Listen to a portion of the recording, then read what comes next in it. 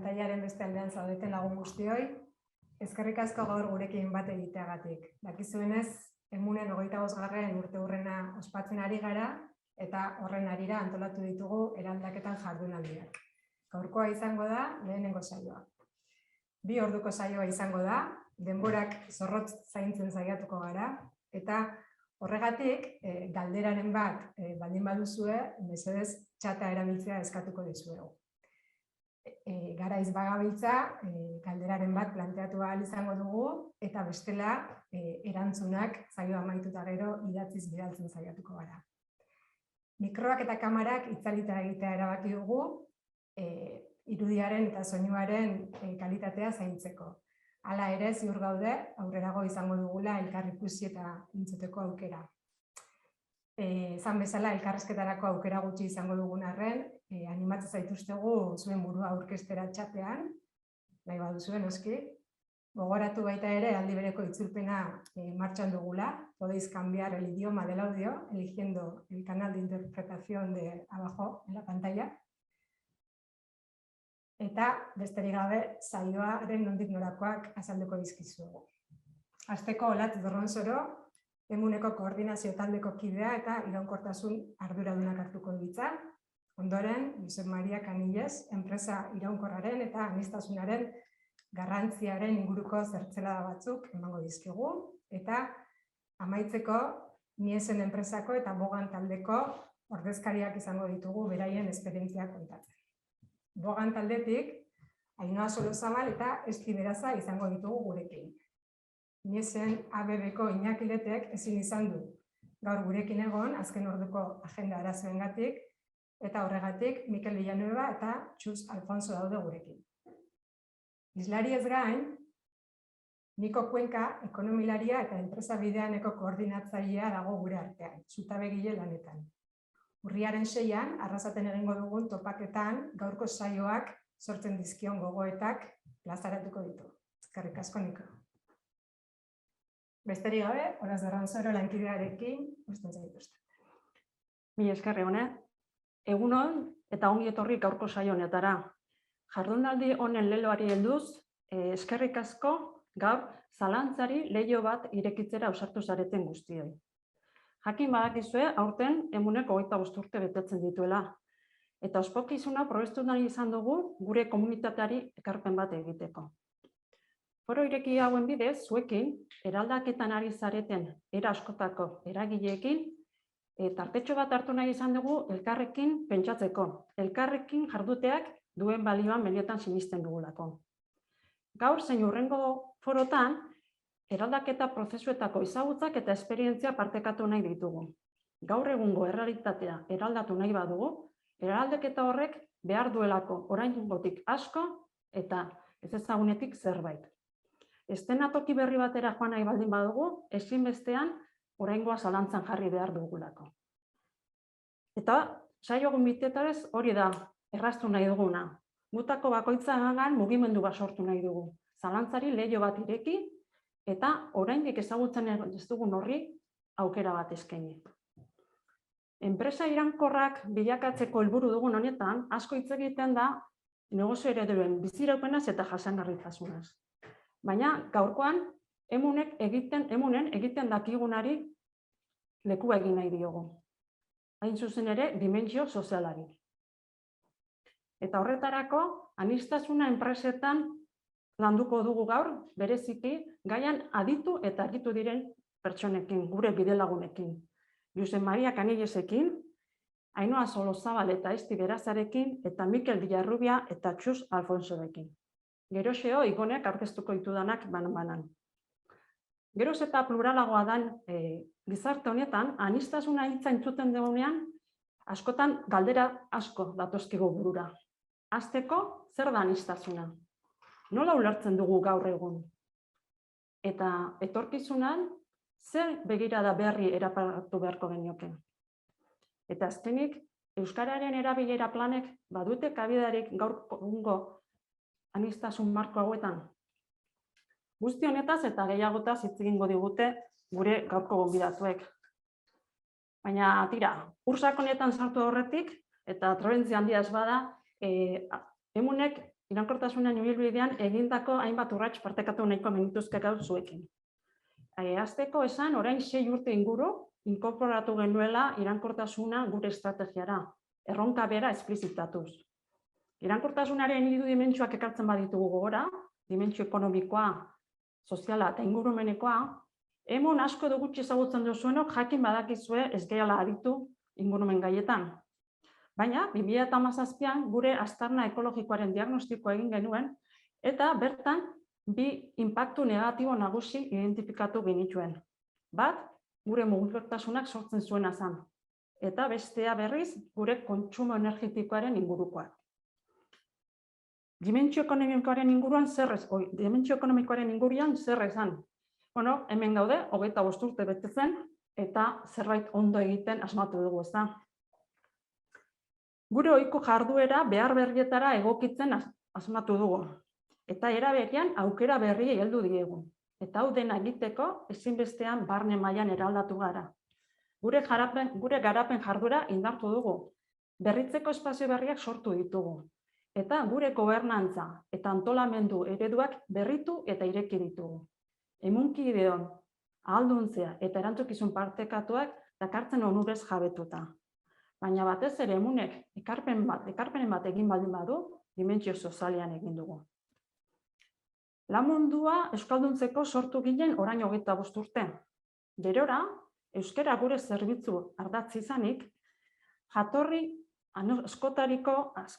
aniztasunari lotutako planak, kultura planak, hizkuntza ohituran aldaketak bideratzeko hausnarketa saio eta gobernantza ireki eskatzen zituzten behar berrietara egokitu gitzen. Hasteko guk geu lehenengo eta ondoren gure zerbitzu, eskaintza eta gure lan egiteko moldeak ere. Azken urteetan, berrikuntza sozialaren aterkipean, gizartean biztaratzen ari ziren bestelako gaixo sozial batzui ireki genien leiho berri bat. Eta harrezkero, genero berdintasunean eta enpresen gizarte erantzukizunean murgilduta gaude. Beraz, laburbilduz, eraldaketa sozialean kokatzen dugu emun. Pertsonekin lan egiten baitugu eta pertsonen ongizatea eta alduntzea bilatzen ditugulako. Eta horregatik, aniztasuna egoki kudeatzeak denontzat da onuragarri, bai maila pertsonalean zein erakunde mailan. Aniztasuna beraz, gai interesgarria bezain konplexua. Dagoeneko erpin askotatik lantzen hasita dagoena. Denak behar edo begirada ezberdin ugarietatik, denak zilegi eta beharrezko ziurrenik. Eta horregatik, aprobetxatu nahi izan dugu gaur enpresen agendan egunerokoan gaia kokatzeko. Praktikan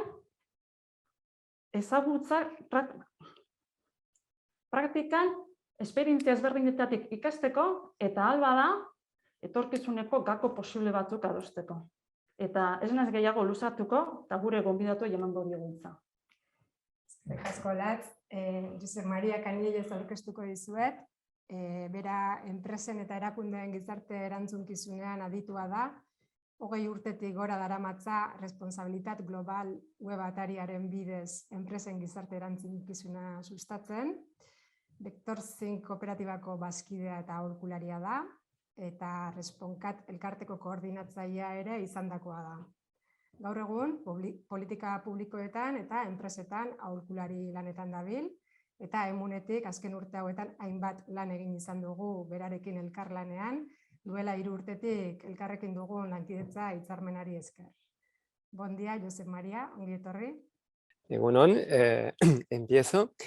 A ver, en primer lugar, muchísimas gracias por la invitación una vez más de poder colaborar con Emun y poder compartir algunas ideas con las organizaciones y con las personas que tenéis vinculadas.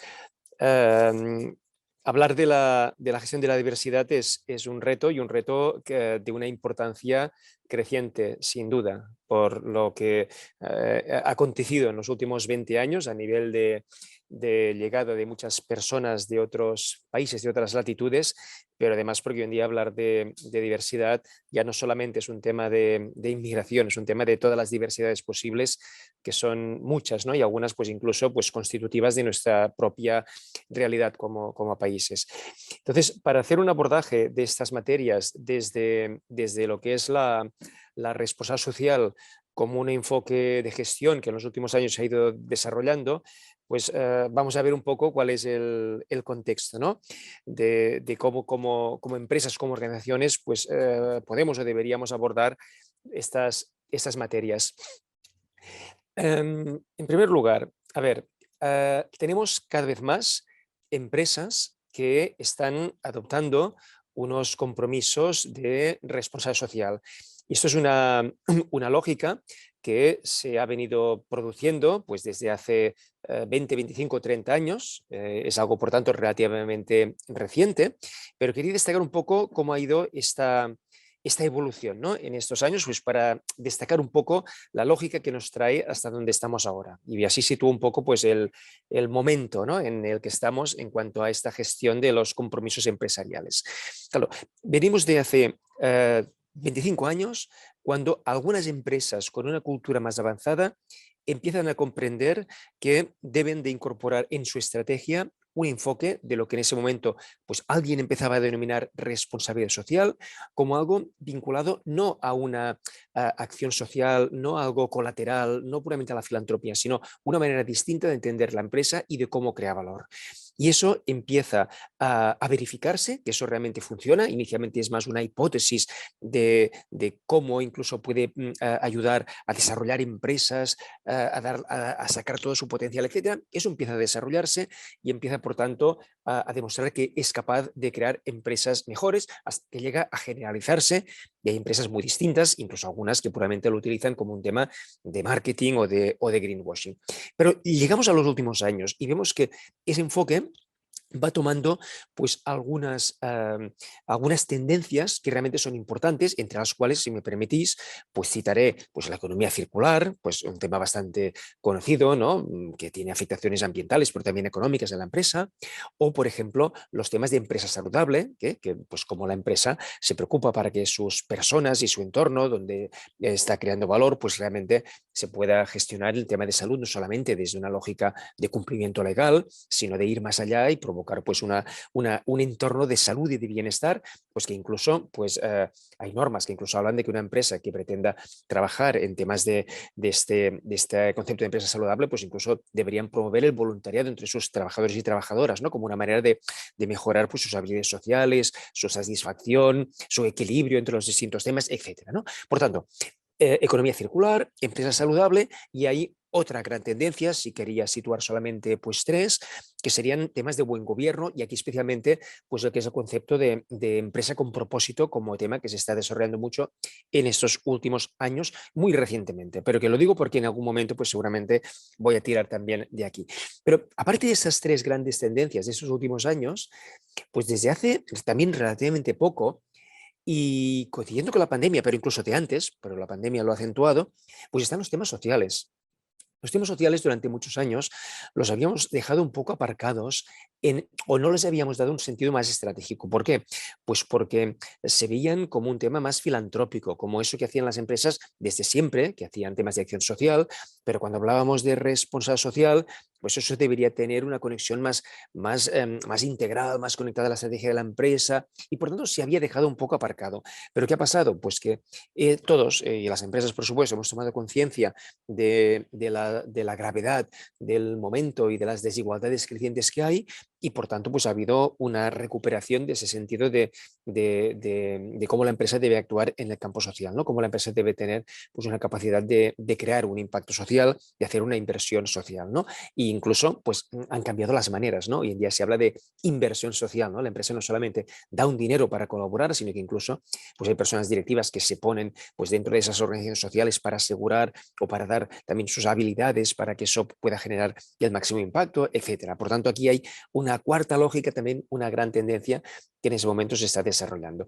Y eso, que es una tendencia desde puramente la lógica empresarial, está funcionando en algunas empresas y creo que cada vez está tomando más fuerza, pues resulta que eso además tiene pues algún contexto que ayuda también desde el punto de vista normativo, ¿no? Y aquí me quería referir especialmente, por una parte, a los objetivos de desarrollo sostenible, la Agenda 2030, normativo, no legal, pero sí que es un marco pues, muy potente y que precisamente he puesto aquí pues, esta rueda con los distintos objetivos y la he girado para que quedara el número 10 encima, ¿no? Que es el que habla de reducir las desigualdades y porque seguramente pues, es donde está de manera más explícita todos los temas de diversidad, pues eso supone un marco en el que hoy en día una empresa que quiera plantearse su responsabilidad social y quiera de alguna manera generar desarrollo sostenible, pues tiene que entrar también en estas materias, ¿no? Hay 17 objetivos, ¿no? Y hay objetivos que afectan a los temas de planeta, algunos afectan a los temas de prosperidad, los temas más económicos, temas de paz, tema de partenariados o alianzas, pero también hay objetivos de personas, ¿no? Y dentro de los de personas, pues los temas de igualdad acaban siendo importantes. Pero una nota peculiar, ¿no? Y es que cuando Naciones Unidas clasifica estos ODS, precisamente el de diversidad no lo ponen en el de personas, lo ponen en el de prosperidad. Y creo que es interesante el detalle, ¿no? El de igualdad de género, hombres, mujeres, lo ponen en personas, pero en cambio el de reducción de las desigualdades lo ponen en prosperidad, porque seguramente es un tema que está muy conectado, es un tema muy sistémico, ¿no?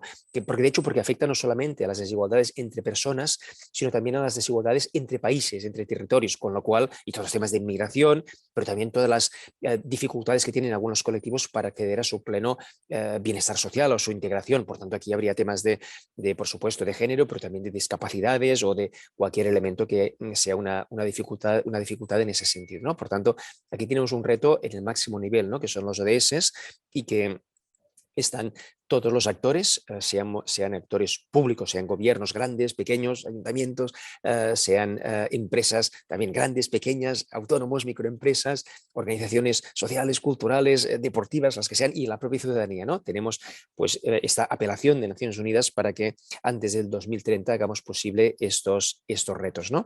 Y como dijo el secretario general de Naciones Unidas cuando se aprobó la Agenda 2030 en el 2015, para todo el periodo 2016-2030, para estos 15 años, pues nosotros somos somos la primera generación que puede acabar con la pobreza en el mundo. Tenemos las herramientas, tenemos la riqueza, las capacidades, ¿no? Pero también somos, a la vez que somos la primera generación que puede acabar con la pobreza, somos la última generación que puede evitar la destrucción del planeta. Y cito esta frase un poco lapidaria, ¿no? Para decir que el desarrollo sostenible es todo, desde temas sociales hasta temas ambientales, hasta temas de buen gobierno y por tanto también la gestión de la diversidad es un tema central que afecta al desarrollo sostenible. Pero no solamente es un marco propositivo que sale de Naciones Unidas, ¿no? Sino que además hay marcos legales y aquí destacaría muy especialmente, aparte de las distintas leyes que pueda haber antidiscriminación, sobre todo una ley que me interesa destacar, que es la transposición de la normativa europea, de la directiva europea, que obliga a las empresas de una cierta dimensión a tener que informar de su responsabilidad social. Exactamente es la ley que obliga a las empresas de una cierta dimensión a tener que hacer anualmente un informe no financiero. Es decir, igual que ha sido siempre obligatorio que las empresas presenten un informe financiero anualmente, pues ahora las empresas que tienen pues, un movimiento de más de 40 millones de euros y más de 250 trabajadores, pues tienen que presentar también un informe no financiero. Y lo interesante es que este informe no financiero, que es por tanto con indicadores no financieros, por tanto de responsabilidad social, pues no solamente pide que se hable de temas ambientales o de corrupción o de derechos humanos, ¿no? Sino que además se especifica también temas de impacto social, temas de impactos sociales, ¿no? Y eso es algo nuevo.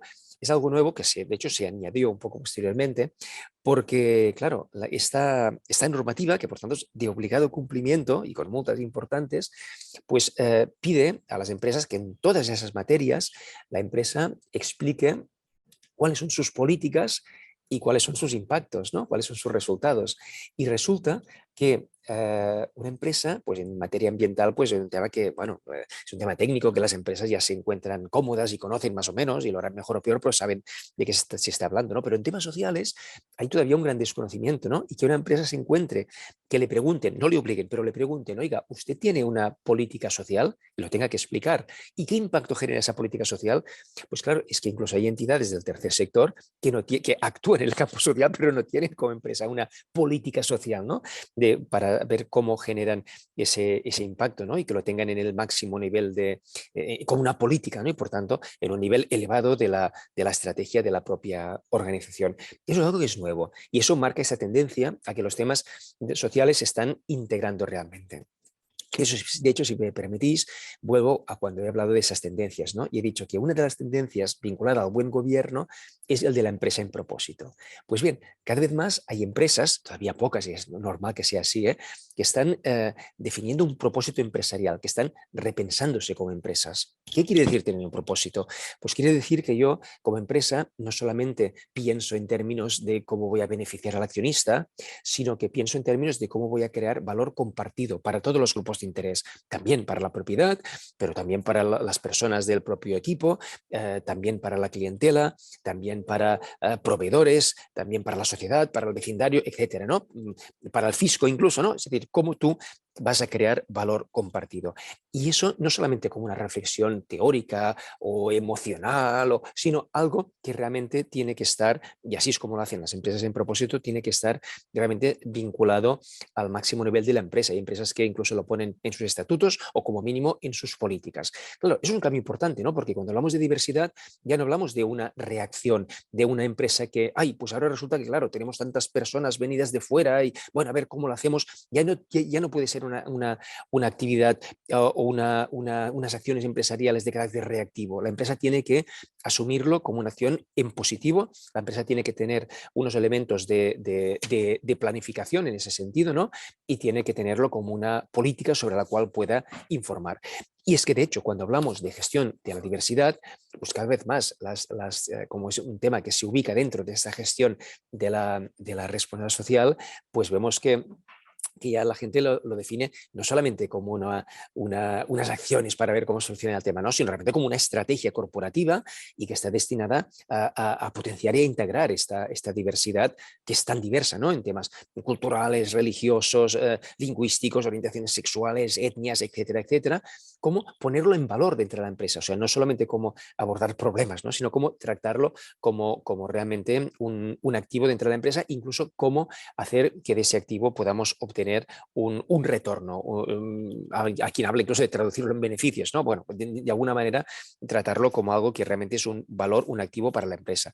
Y de hecho querría pues referirme a Richard Florida, ¿no? Creo que personaje pues bastante conocido, al menos en Barcelona, que ha venido unas cuantas veces, ¿no? Pero que en el año 2002 hizo un libro famoso, el auge de la clase creativa, The Rise of the Creative Class, que precisamente hablaba de que hoy en día pues un territorio para obtener una centralidad, pues para captar talento, para ser importante, ¿no? Para ser un eje de centralidad, pues él hablaba de las 3 T's, que ese territorio tiene que incorporar tecnología, tiene que incorporar talento y tiene que incorporar tolerancia, ¿no? Y situaba pues California y algunos países en el mundo, pues te decía, oye, pues a lo mejor tú puedes ser un territorio en el centro de Europa y al final porque no sabes incorporar, porque no eres tolerante, porque no sabes incorporar talento, porque no tienes tecnología, pues vas a ser periférico y en cambio puede ser una isla en medio del Pacífico, ¿no?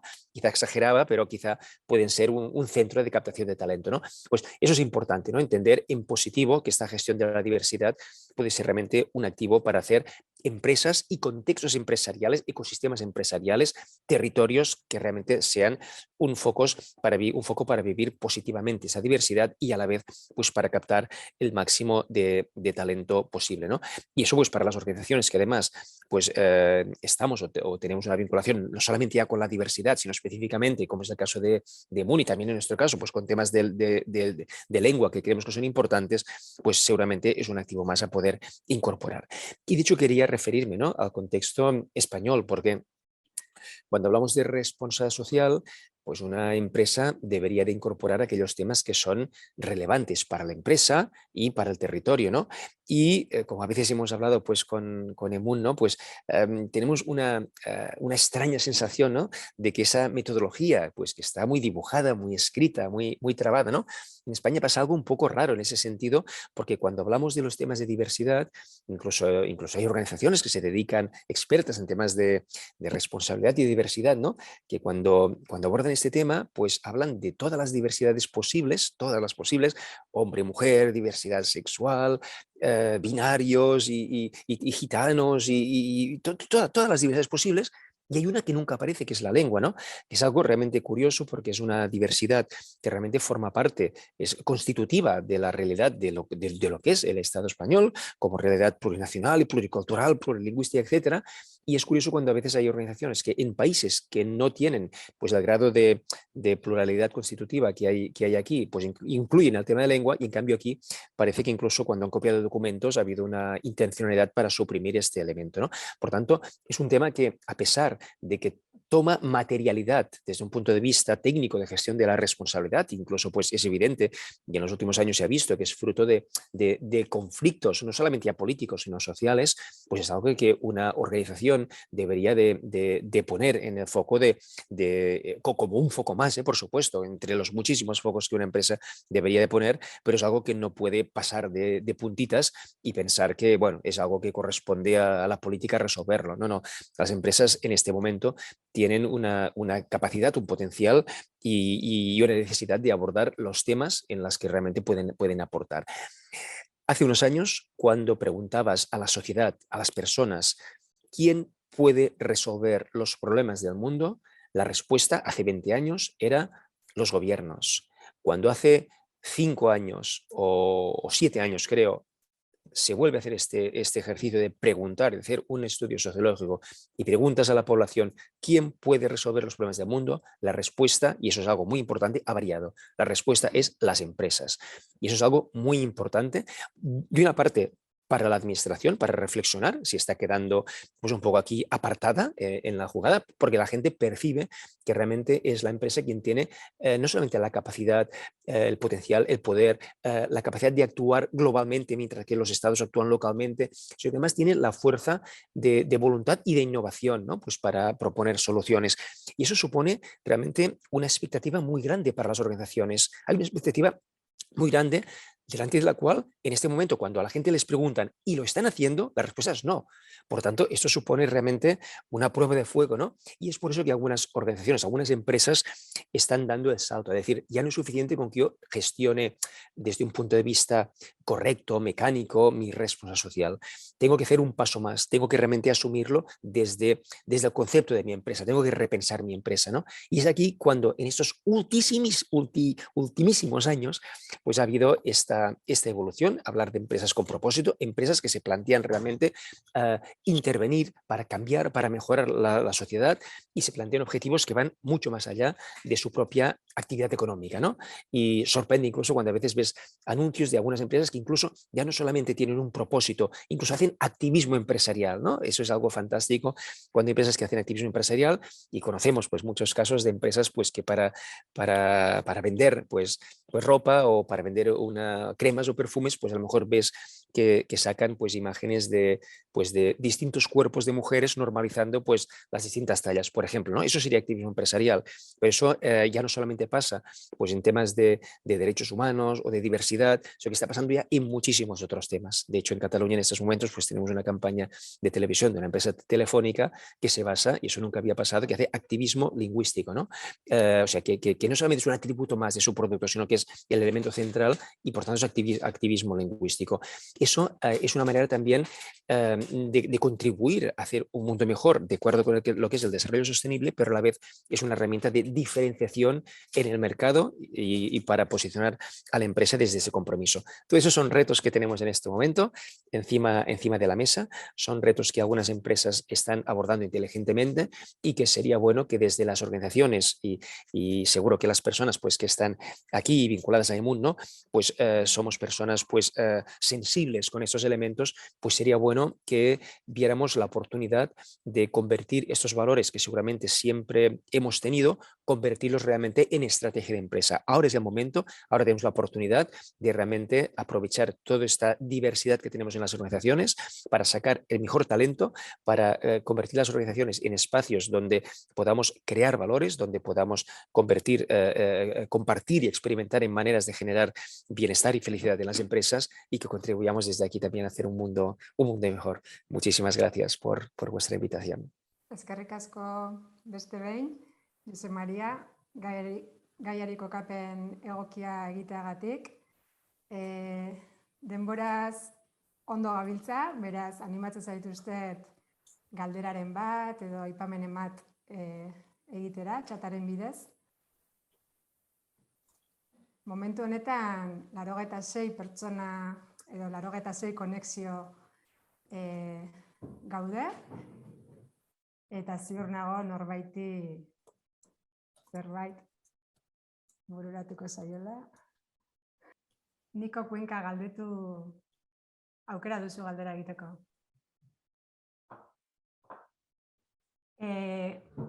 Krisi garaian egonda, arriskurik dago enpresek ikuspuntu ekonomikoa lehenesteko eta besteak baztertzeko.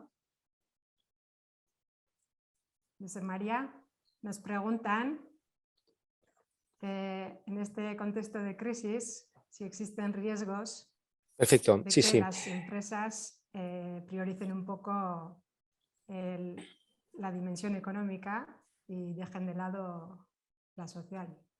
Claro, por supuesto, este es un riesgo que siempre ha existido, ¿no? Y que siempre el tema económico ha pasado por delante y el tema social ha sido colateral, eso es evidente, ¿no? Claro, el cambio que se produce en este momento es que hay empresas que se plantean que en este proceso de creación de valor compartido los sistemas tienen que estar al mismo nivel y eso es algo muy potente. También es verdad que vamos a ver cómo se cumple en los próximos años, ¿no? Pero aquí hay una expectativa muy potente, ¿no? O sea, cuando una empresa lo pone en sus estatutos o lo pone en sus políticas, de alguna manera es evidente que la empresa tiene que generar viabilidad económica, ¿no? Pero de alguna manera no podría tomar, incluso desde un punto de vista formal, no podría tomar una decisión que claramente fuera contra esa idea de compromiso social y de creación de valor, ¿no? Por tanto, eso es algo que es realmente importante. Por supuesto, se deberá ver cómo, y más en momentos de crisis, ¿no? Cómo pues, la empresa en un momento determinado puede priorizar una cosa, puede priorizar la otra, ¿no? Pero es evidente que no se podría actuar en contra de esos valores cuando se han situado en el máximo nivel. Yo déjame que te ponga un ejemplo que me viene ahora a la cabeza, ¿no? Pues cuando, por ejemplo, mira, una empresa, una pyme, Cafés Novell, ¿no? Que es una empresa catalana, pero que también seguramente pues por aquí también está. Ellos tienen 3 valores en la empresa, ¿no? Calidad, innovación y responsabilidad social. Esos 3 valores no los tienen solamente escritos y colgados en una pared o guardados en un cajón, ¿no? Ellos cada lunes cuando hacen reunión de equipo directivo, cuando han acabado de tomar decisiones, se hacen una pregunta. ¿Eso que hemos decidido está alineado o no con esos 3 valores? Porque a veces tomamos decisiones que son las más cómodas para nosotros como empresa, pero quizá no están orientadas a la atención a la clientela o quizá no están suficientemente orientados a la responsabilidad social. Por tanto, el paso es este, ¿no? Que estemos hablando ya de algo que está absolutamente integrado en la lógica empresarial. Aún así, repito, estamos en momentos donde está naciendo este nuevo modelo de empresa. Hay incluso quien habla y no te hablo solamente de algunos autores, te hablo pues del foro de Davos o te hablo de grandes gurús de la economía, te hablo incluso pues del Business Roundtable, que es un organismo empresarial el más importante en Estados Unidos, que hace 2-3 años que incluso han empezado a decir que se tiene que pasar de un capitalismo de accionistas a un capitalismo de grupos de interés. Eso es una manera de, dentro del capitalismo, pero de declarar un cambio muy importante que años atrás era impensable que se pudiera declarar en esos términos. Por tanto, una hipótesis de cambio de modelo está ahí. Vamos a ver esto cómo se va haciendo real, si realmente pues, se va haciendo real y se puede contrastar y además cómo afrontan esos modelos situaciones de crisis pues, económicas, sociales, etc. Ondo, eskerrik asko, galdera gehiagorekin jarraitzen dugu, nahi baduzue zuzenean txatean irakurri, Peio Soltxagak, Sí, perfecto. ondorengoa galdetzen dizu, una de mis preocupaciones es hasta qué punto las empresas se han apropiado de un lenguaje que en principio sirve para desarrollar la sociedad y se han convertido en palancas para los negocios. Talento, valores, compromiso, Claro. trabajo en equipo. ¿Tiene alguna idea al respecto? Claro, a ver, vosotros, Emun, y también nosotros, Vector 5, somos cooperativas, ¿no? Y por tanto, más allá de la forma jurídica, pues partimos de unos compromisos pues muy profundos, ¿no? Como personas y como organizaciones. Y hay momentos en que pues te puede herir cuando ves pues alguna empresa que utiliza ciertas palabras que dice, bueno, pues las está utilizando de manera impropia e incluso las está desgastando. Eso puede pasar, ¿no? Pero yo creo que en todo caso es preferible valorar cómo aquí ha habido una capacidad pues de ese discurso pues más social que algunas empresas pues siempre hemos tenido y defendido, como algunas empresas las están incorporando pues quizá por necesidad, ¿no? Porque han visto que no hay otra manera, ¿no? Pero que lo hacen pues no puramente desde una óptica de marketing, sino con gran profundidad. Yo creo que eso es un lo tenemos que valorar como un triunfo, ¿no?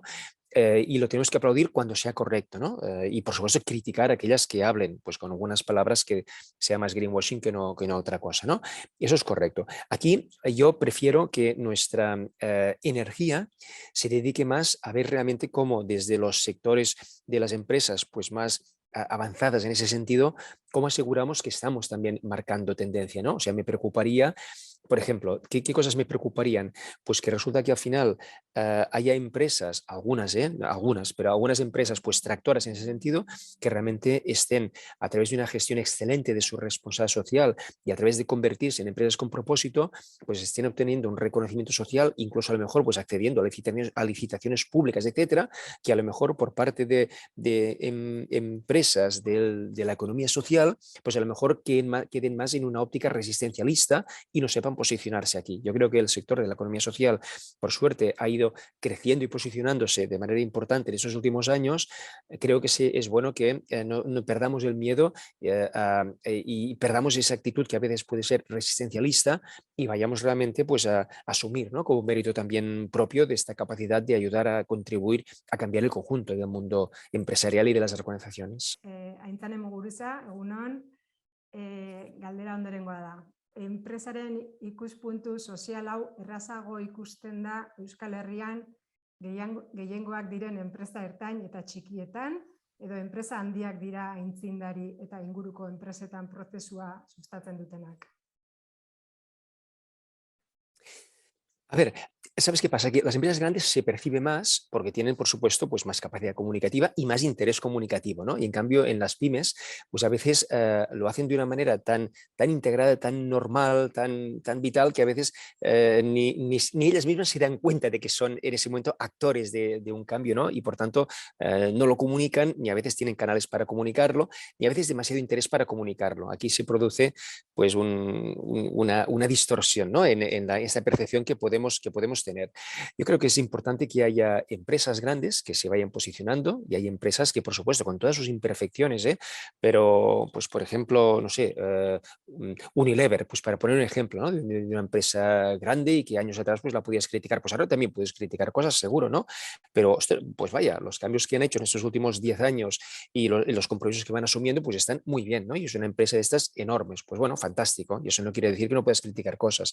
Claro, yo, por supuesto, me preocuparía que solamente fueran empresas grandes y a mí lo que me interesa es que también en el caso de empresas pues más modestas, empresas pymes, empresas que son incluso emprendedores, ¿no?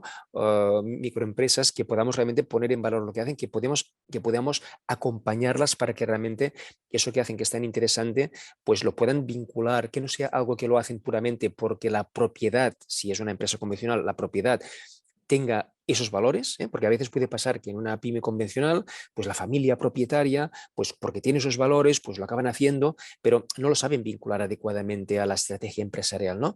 Y yo lo que creo es que aquí tiene que haber un esfuerzo para que la empresa comprenda que en este momento estamos hablando de un cambio de modelo y que esos nuevos modelos es una nueva manera de concebir la creación de valor, ¿no? Y que esas empresas seguramente son las que van a tener más posibilidad en las próximas décadas de posicionarse para merecer la confianza confianza de los mercados, para merecer la confianza de los grupos de interés.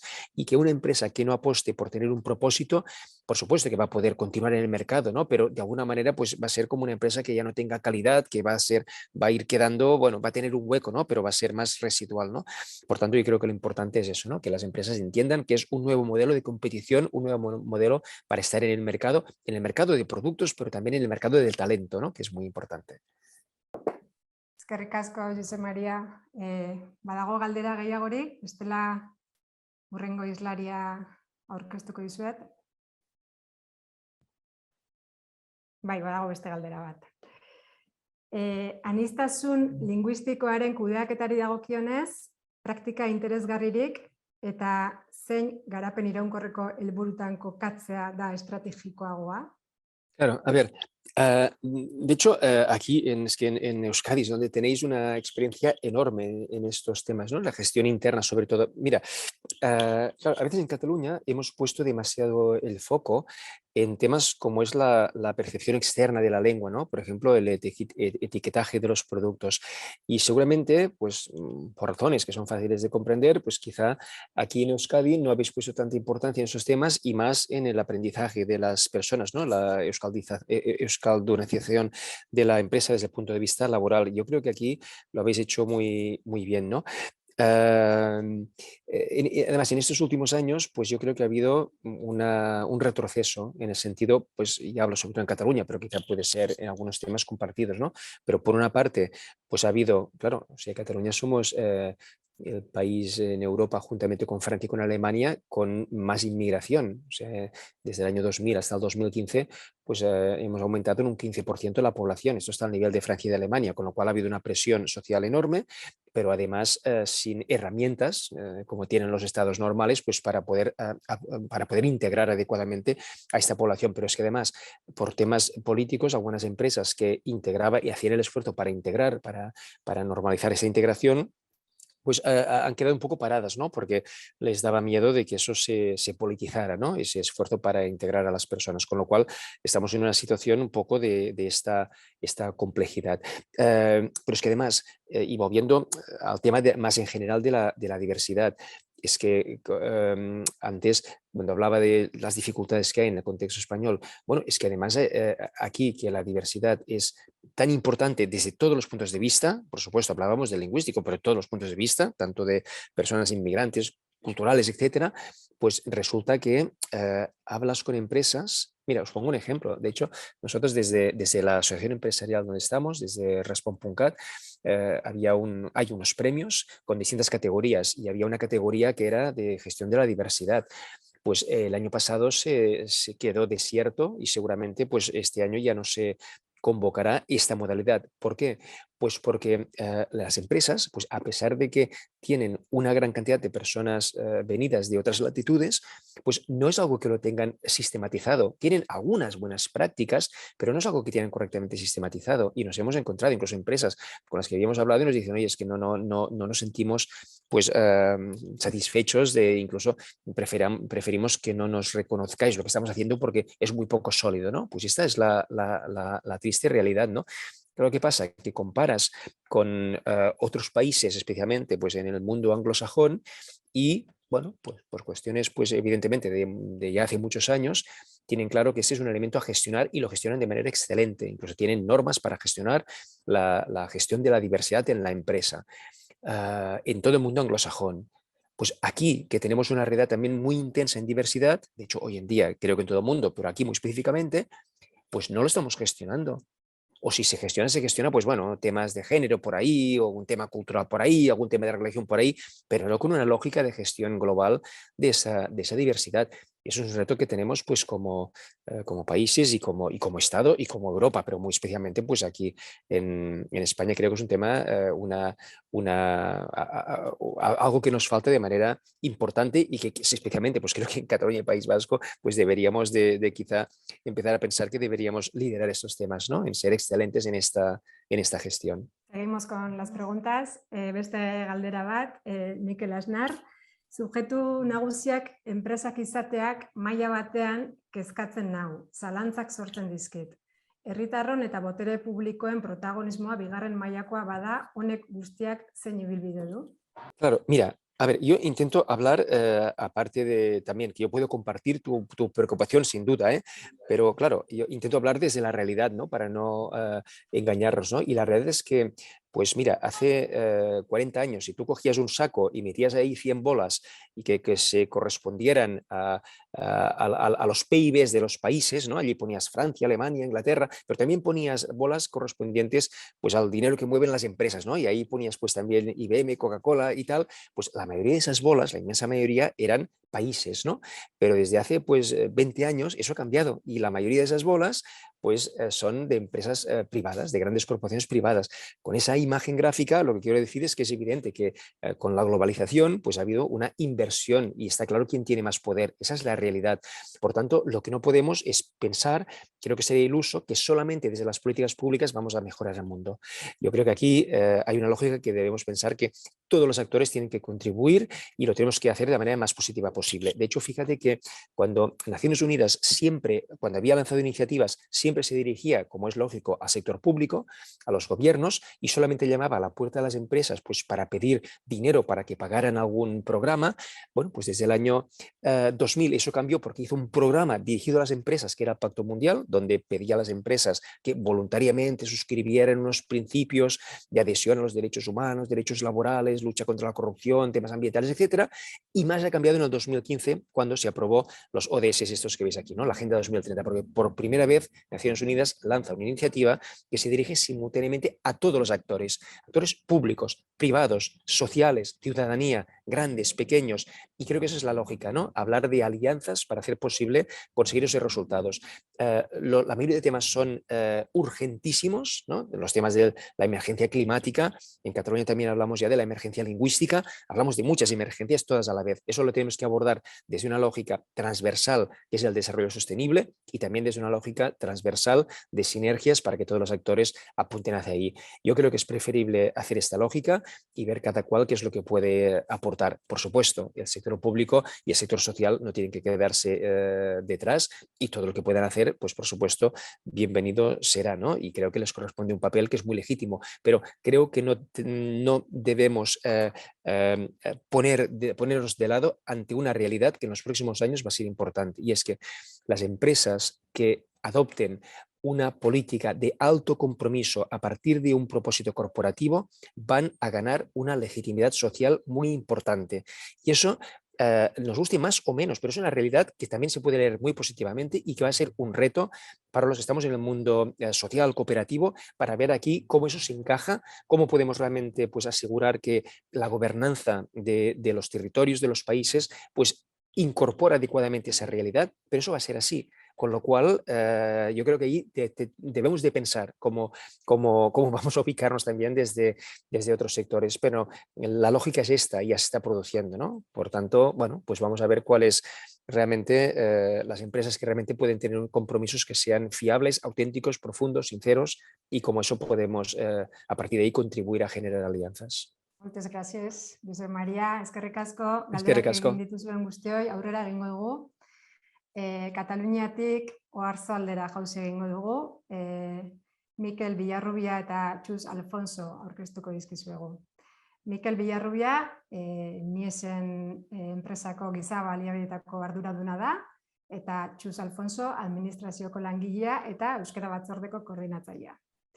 Biek 20 urtetik gorako ibilbidea dute Niesen enpresan, dakizuenez Niesenek produktu elektromekanikoak egiten ditu, eta ABB multinazionaleko parte dira.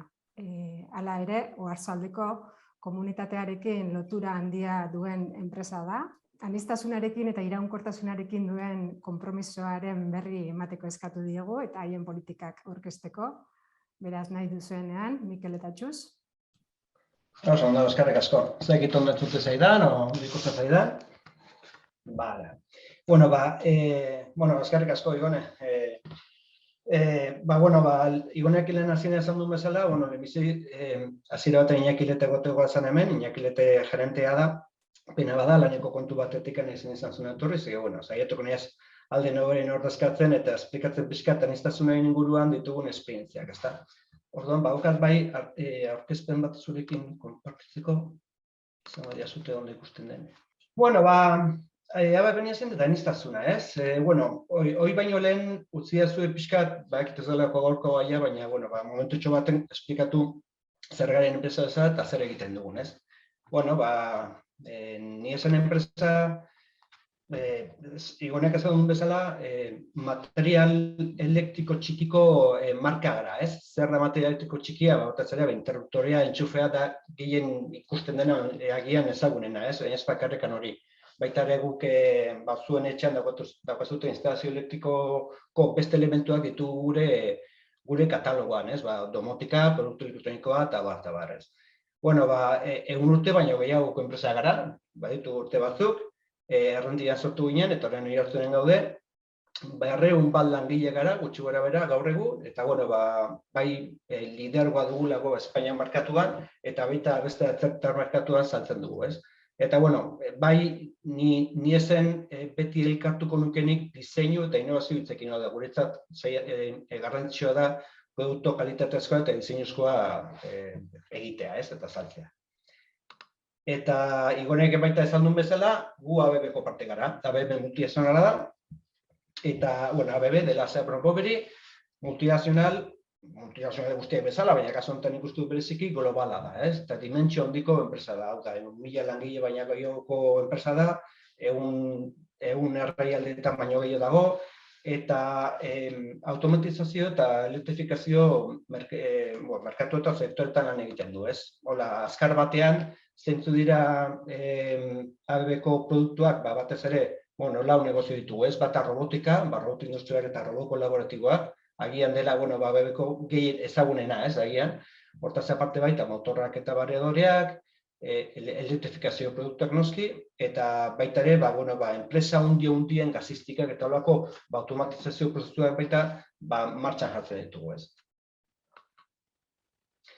Eta pixka gaurko gaiari lotuta, ez, ABB-ri buruz ze ezaugarri ezaugarri izango nuke dela pixkat nabariena ABB, izango nuke ABB bere ADN-ean, enpresa oso globala da, 100 herrialdeetan baino gehiago dago, eta lantalde anitzez osatuta dago, ez? Eta anitzez, esan nahi dut, kultura eta etnia anitzeko lantalde dira. Eta ez bakarrik lantaldea, nik esango nuke baita lidergoak, ez? Hau da, kasu honetan, guari bidez gure merkatu mailen, gure negozio mailan, eduki ditugun liderrak izan dira Amerikarrak, Europarrak, Indiarra urte asko, eta oraintxe bertan Libanokoa da, ez? Hau da, azken finean, nik uste dut ABB-ko ADN-ean dagoela aniztasun hori, ez? Lantalde anitzak.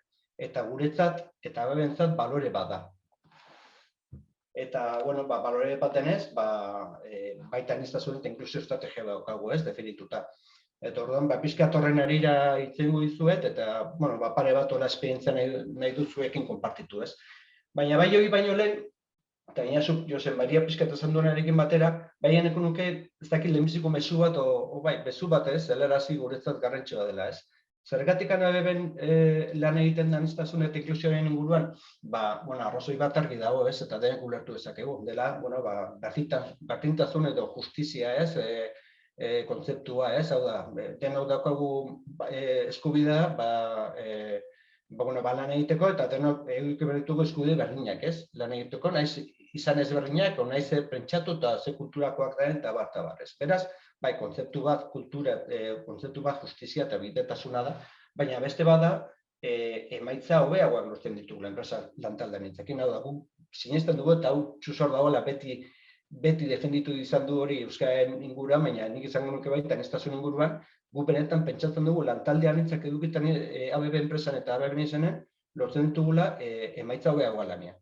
Beraz, azkenean dago alderri praktiko bat, enpresantetik eta nik uste dut hori garrantzitsua dela, ez. Aniztasun bizioa badukagu, ez dut nahi irakurriko, baina igual bukaera jartzen duna, ez, bentzean. ABB-en norbanakoen desberdintasunei ongi etorria egitearekin batera, horiek ospatuko dituen kultura baten alde lan egiten dugu.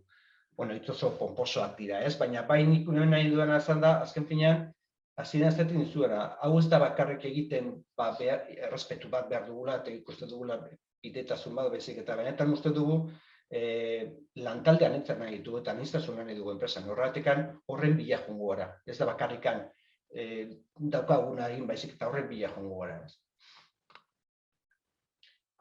Eta, bueno, estrategia guzti bat bezala, behar duzu planifikazioa eta aurrera eramateko dituzu ideiak, ez? Eta, bueno, azken finean, esan dezakegu ABB-en estrategian, hiru oinarri daudela, ez? Gobernantza, lidergo eta kultura inklusiboa eta lankidetza. Gobernantza, misio bat daukazu, nahi duzu gauzatzuk egin, behar dituzu prozedurak, prozedimenduak, KPI-ak, indikadoreak, ez? Horrela emateko zure plana, ez? Gero lankidetzaz, eta bai enpresa barruan lankideen artean, eta baita kanpoko erakundeekin batera, lankidetza egin behar dugu, pixkat aniztasuna bultzatzeko. Baina niretzat, hasiera baten batez ere ez, hasierako baten niretzat oso garrantzitsua da lidergo eta kultura inklusiboa, hau da. Nik orain kontatu dizuedana, ez? Aniztasuna beharrezkoa dela, baina baita ona dela enpresarentzat, lantaldearentzat edukitzea ona dela eta emaitza hobeagoak ematen ditula, pixkat hau kontzeptu hauetan pixkat lan egin behar den enpresa barruan eta jendeari kontatu behar zaio hau, kontzientziatu behar zaio, eta nik uste dut azkenean langile guztiek eta batez ere liderrak, enpresako liderrak, eta horiek dira gero bultzatuko dutena gauza askok, benetan erosi behar dute, ez? Erosi behar digute esaten dugun diskurtso hori eta sinistu behar dute. Benetan hau egiten dugula ez bakarrekan egin behar delako, baizik eta benetan ona dela, ez, lantaldeentzat. Beraz, nik uste dut hemen, lan egin behar dela. Eta, aniztasunak, baita Jose Mariak azaldu du bere aurrezpenean, ez? Aniztasun ezberdina daude. Egia da, lantalde anitzak eta aniztasunean lan egin behar denean, askok eta asko pentsatzen dugu generoan, ez? Hau da, emakumearen lekua enpresa eta batez ere lidergo posizioetan, gaur egun egien ez dena, lortu behar dena, ez? Eta hor, berdintasun bat lortu behar dela. Eta hortan noski, ABB-ek eta gu ABB niazanen lan egiten da, baina enpresa asko eta asko bezala.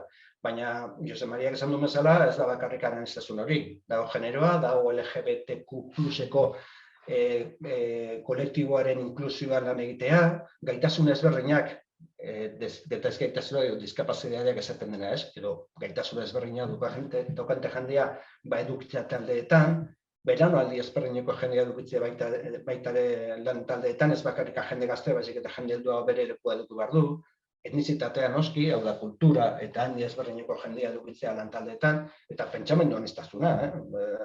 Hau da, hori adibidez da, lantalde batean ez dugula denok berdinak pentsatu behar, baizik eta ona da jendeak pentsamendu ezberdinak, eta hori askotan dator kultura ezberdinak eta baina izan daiteke kultura ezberdinak eta jende pentsamendu ezberdinak izatea, horrek baita lantaldea beratxak egiten ditu. Eta gu benetan pentsatzen dugu lehen zan duen bezala, ona dela eta onurak ekartzen ditula. Emaitza haueagoak egiten dira, lan haueagoak egiten dela. Eta, aniztasun dimentsio guzti hauetan, ABB-ek lan egiten du eta bere ekimenak ditu, baina, hartu ditut pare bat esperientzia, nire ustez agian pixkat bereziak, zuekin konpartutu dela, nik uste dut pixka berezia zaintezkela, ez? Interesgarriak. Eta bat izango litzateke LGBTQ+eko kolektiboaren inguruan egindako ekimen bat, ez? Eta ekimen konkretu izango litzateke,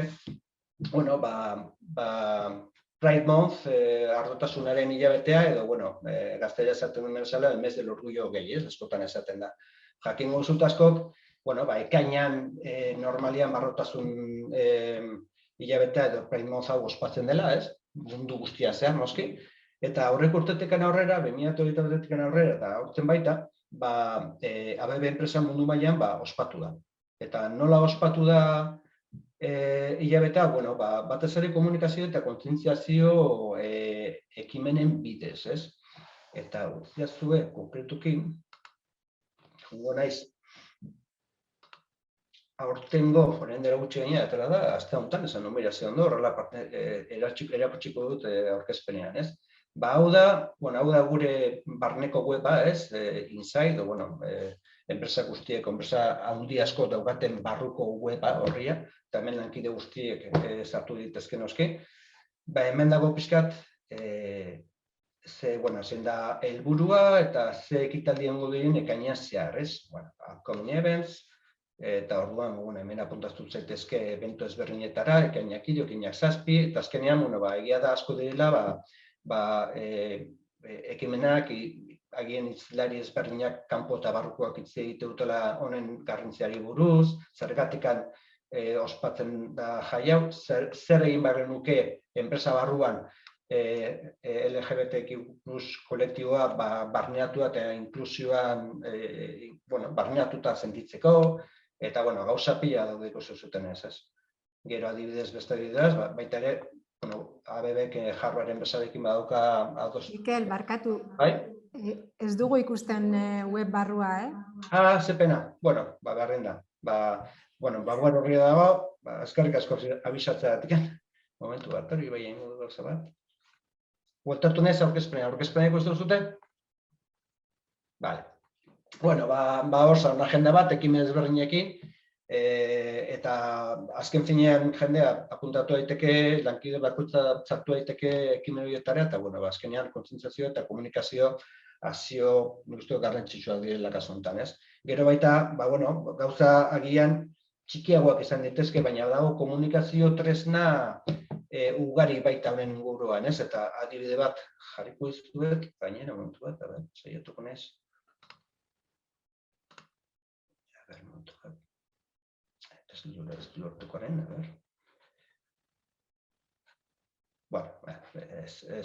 ez luzatuko, baina adibidez, emailak bilatzen dienuan, banerra, emaila jartzea, nahi duenak hartu daiteke hemen ikustu zuten argazkia, beste argazki ezberdina, eta jarri emailean, eta orduan bilatzen dituzun mail guztiak bai barrura, bai kanpora, badaukate mezu hori, ez?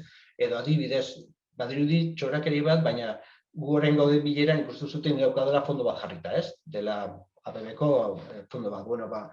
Olako fondoak, aurkezpenak adibidez honekin, beste fondo batzu daude, eta azkenean gu bezaleko enpresa baten Teamseko bilera ugari eta ugari ditugu, hau da, pilo bat. Orduan azkenean, oso bizuala da, olako hilabete batean, ikusten dela, olako fondoak jendeak jarrita ditu, eta gero mezu da baita daude, eta guzti oso bizuala dela, jendeak jakiteko zerbait berezi gertatzen dela, jaben dotan ABB bar.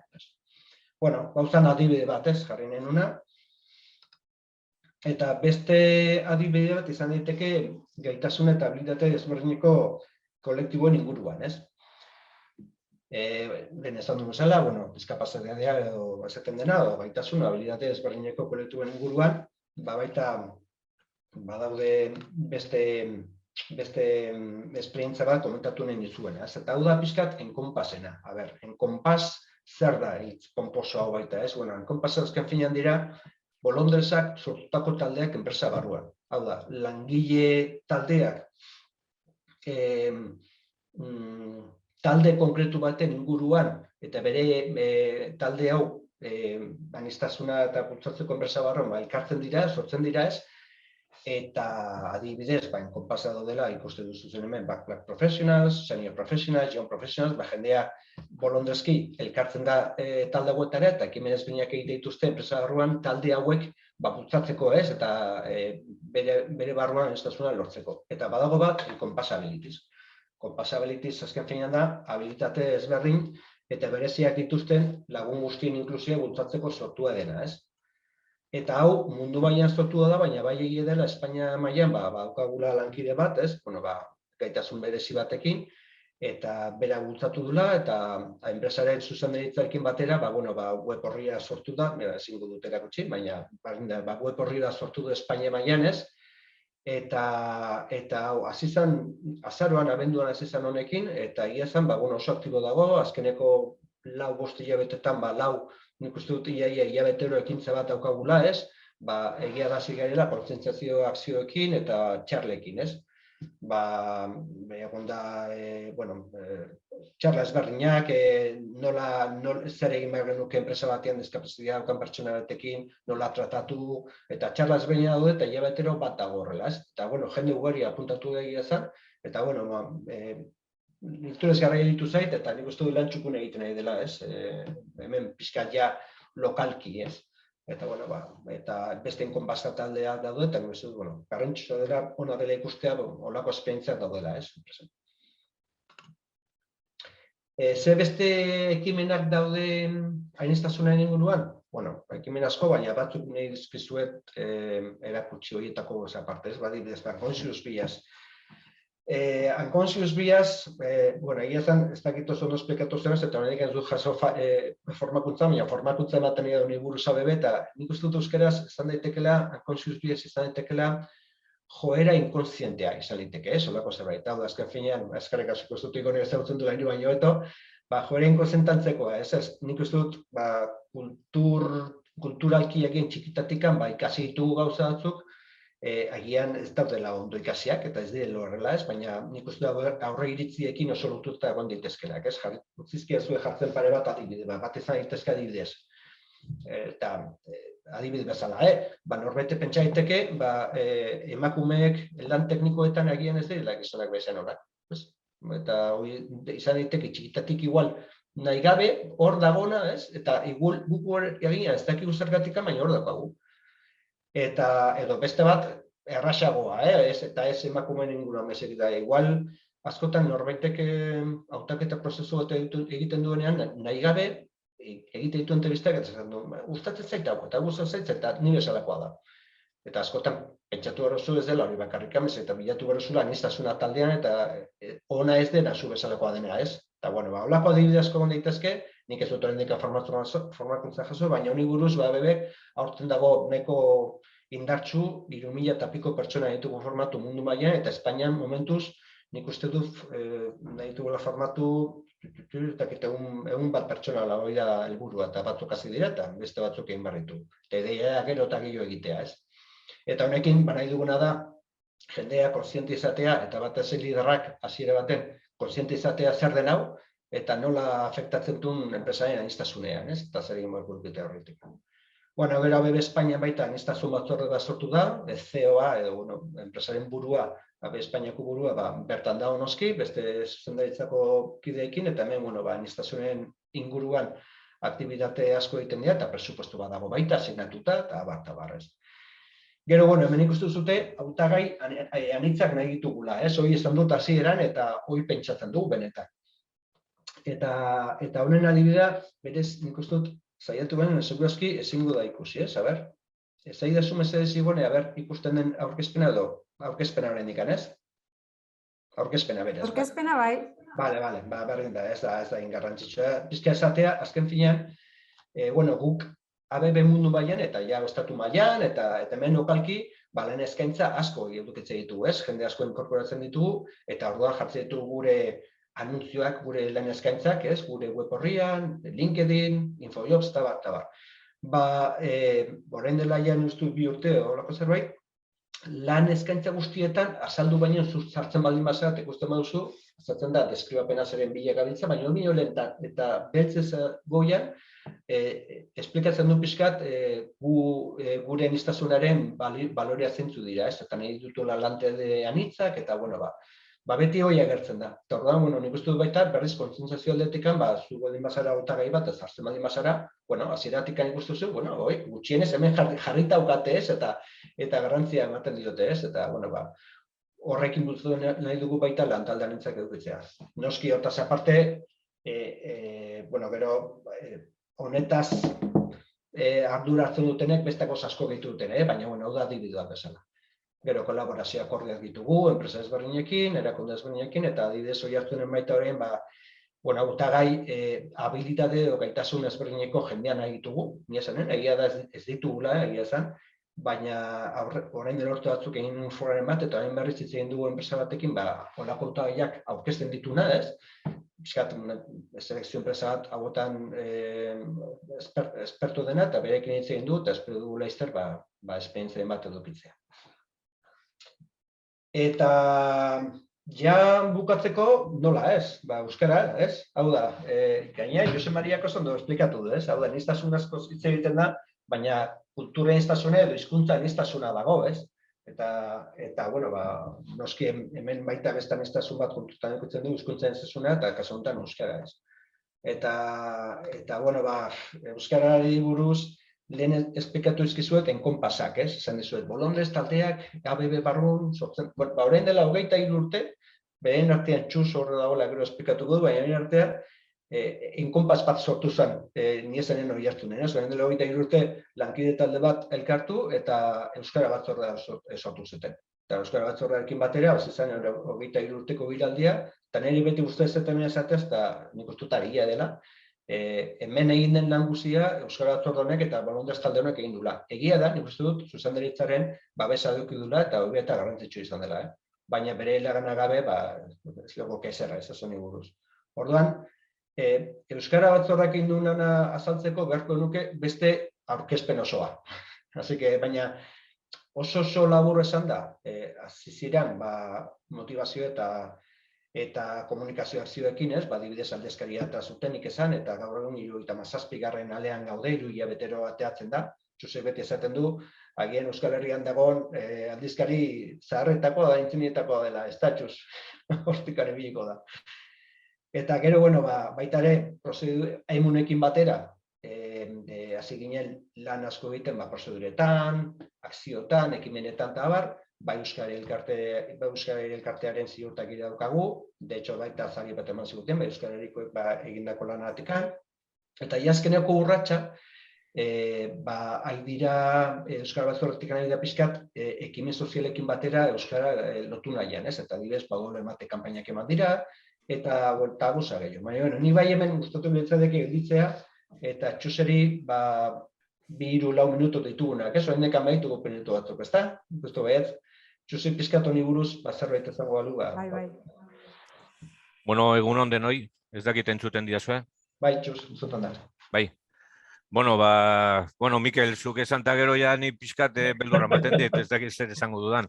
Bueno, bakarrik komentatzeko nik uste dut Euskara Batzordekoak, hasieratik ere prozeso izan da, ez? Eta bere garaian 1989an hasi ginenean, ia emun hasi zenean, hor jartzen du Mikelek, hor hasi ginenean prozeso batian, ez? Eta Josep askotan entzun ditut, eta zenbat konferentzian, prozeso hortan, zenbat terminologia o zenbat aspekto sortzen nahi ziren, ez? 2012 ja hasi ginen, langileak, enpresan gizarterak erantzunkizunari buruz, gutxinez teorikoki, informazioak, 2014an garapen endogenoak, eta, 2017an, eta, hor Mikelek esan duen bezala, saiatuko gea prozeso piloto bat enpresan barruan, berrikuntza sozialari buruz zerbait egiteko, ez? Oso azkar, ni ez naiz aditua, eta hemen zaudetenok, ni baino asko zadituak zaretenz, joan den hilabetean aurkezpen txiki bat egin genuen, berrikuntza sozialari buruz, ze plantatzen duen, ez? Eta, dena gure gizartean dituen arazo erronkak eta behar berri eta komplexo erantzun berritzaile ematen dela ulertzen dugun, ez? Eta hoi nik uste du klabea da, Josep esan du ez dakizen bat aldiz, enpresak ere ardura soziala badutela eta poliki-poliki terminologia horiek implantatu edo gutxienez sartu beharko genuke propositoan barruan, ez? Hemen prozesoa denez, nik esango nuke, guk esango genuke, beti euskera edo kompetentzia linguistikoak, guk beti esan dugula kohesion sozial sortzen dela enpresa barruan, eta kohesion sozial sortzen denean, azkenean, etekinak gehiago ateratzen da, edo beagoak, eta hori enpresak eta langileak asumitu behar dugula, baina nik esango nuke, eta hor ikusten da eskerrean, bai euskerain ziurtagiriak, baina bai kohesion sozial euskerarekiko lortzen duen enpresa barruan. Hor, askotan esaten dugun, horlako argazkiak oso zaila dela orkestea beste gizarteke arloetan. Hor, zuzendariak, idei politiko desberdinak, mando edo ardura desberdinetan, zuzendariak, langilean eta bar. Eta hori euskerak lortu du urtean eta urtean, ez? Baina gero nik esango nuke errealitatea segurazki denok mobitu gaituzte, pandemian gaudela oraingoz esango genuke, eta komunitateko garrantziaren kontzeptuak nik uste dut ekarri digu a primera linea, ez? Eta gero bestaldetik, nik aprobetxatuko du pixka bat hemen ere ikasteko, eta nik jarriko nuke bai etorkizuna begira, hau filmin hau asko pila gustatzen zait, gauza beti berdin egiten badituk, emaitzak ere beti berdinak izango duk. Hortaz, gatoz, berrikuntza sozialak edo ardura sozialak kontzeptuak denok artean aurreratu behar dugula, ez? Eta nola ez, ez dizuet esango liburu horrek, segurazki zuek eukiko dituzue oean onduan edo mesian onduan, ez? Bueno, hori esan da, eta ja pixka bukatzeko, sortu dugu proiektu piloto bat, eta niesen aukerak sortzen, eta bideiekin, ez? Azken nian, ez dakigu nola izango den idazteko dagoen etorkizun hori, baina badakigu dagoeneko eragile aktiboa garela etorkizun horrek eraikuntzan.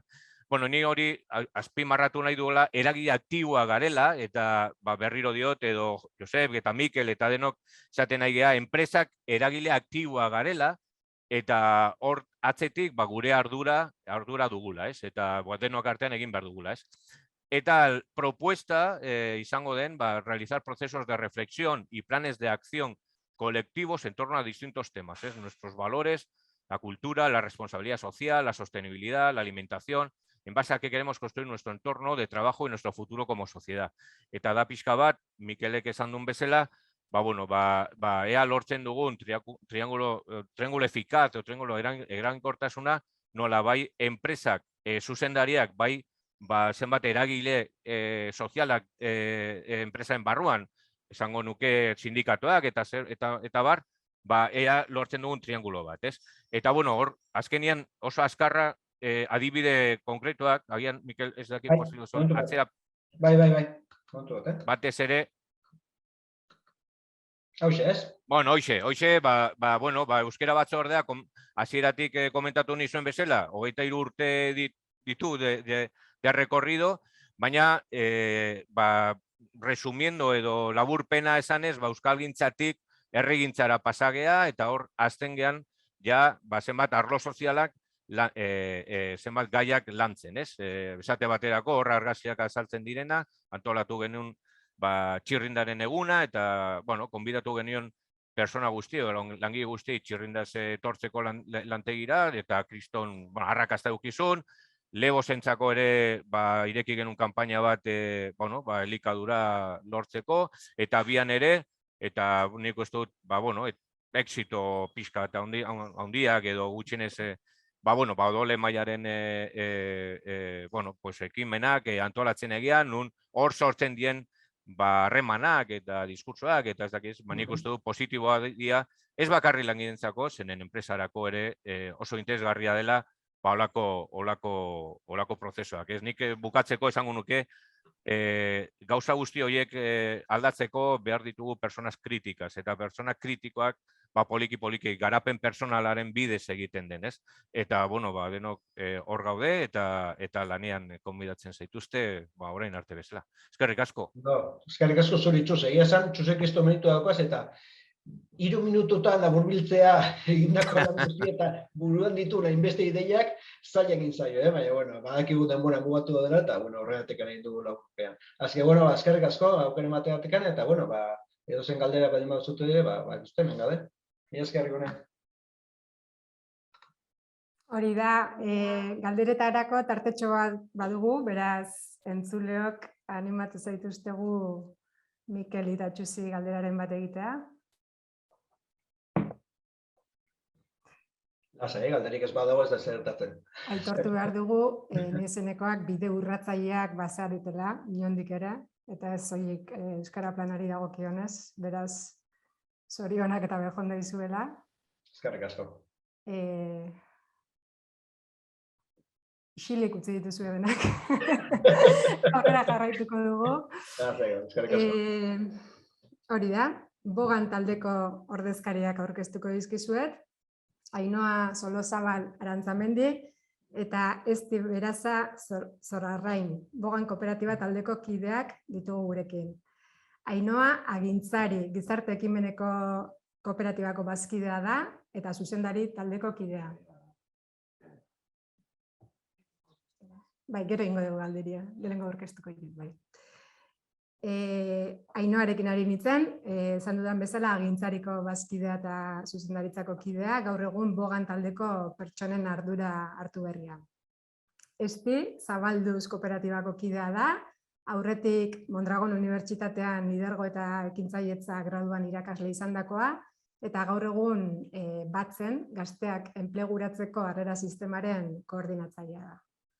Egunon, Ainoa eta Esti, guaintxe emango dizuet hitza, baina esan bezala aukera zabaldu dugunez galderak egiteko galderatxo bat egingo diogu Txuz eta Mikeli. Niko Kuenka galdetzen du, multinazional bateko filiala izateak lagundu aldi zuen. Mikel eta Txuz, hitza hartzeko moduan. Bai. Galdera ona. Lagundu, bera, lehen, Jose Maria izan duen, errealitatearena. Jakin barra zein den errealitatea, beraz. Gauza batzutan laguntzen du, eta beste batzutan agian pixkat zailagoa da, ez? Zergatikan laguntzen duz, eta adibidez erakutsi ditudan aniztasuna inguruko esperientzia asko eta askok egia zen enpresa handi batetik errazago egiten dira, eta gaina jende gehiago gara, ide gehiago daude, eta gero egin behar duguna da askotan Txuzu bete zatu dut, kopiar, pegar, ez? Hau da, ide gehiago baldin badaude, hartu eta zaiatu pixkat hemen hori hartzunen implantatzea. Ezeke hortatik laguntzen du. Egia da batzutan, burokrazia handiko enpresa gara, enpresa handi izan da, eta gero baita, Jose Mariak esan du baita zieran, eta egia da, hau da, azken hemen nazionten estatuan, batzutan kulture eta hizkuntzari bozitze egitea, ez da inerrazaz eta nik uste dut orain asko zorota dago, baina aurreko urteetan, orain dela 23 urte imaginatu, holokauzetez egitea politikarekin bat egiten zen eta ezen arraza, ez?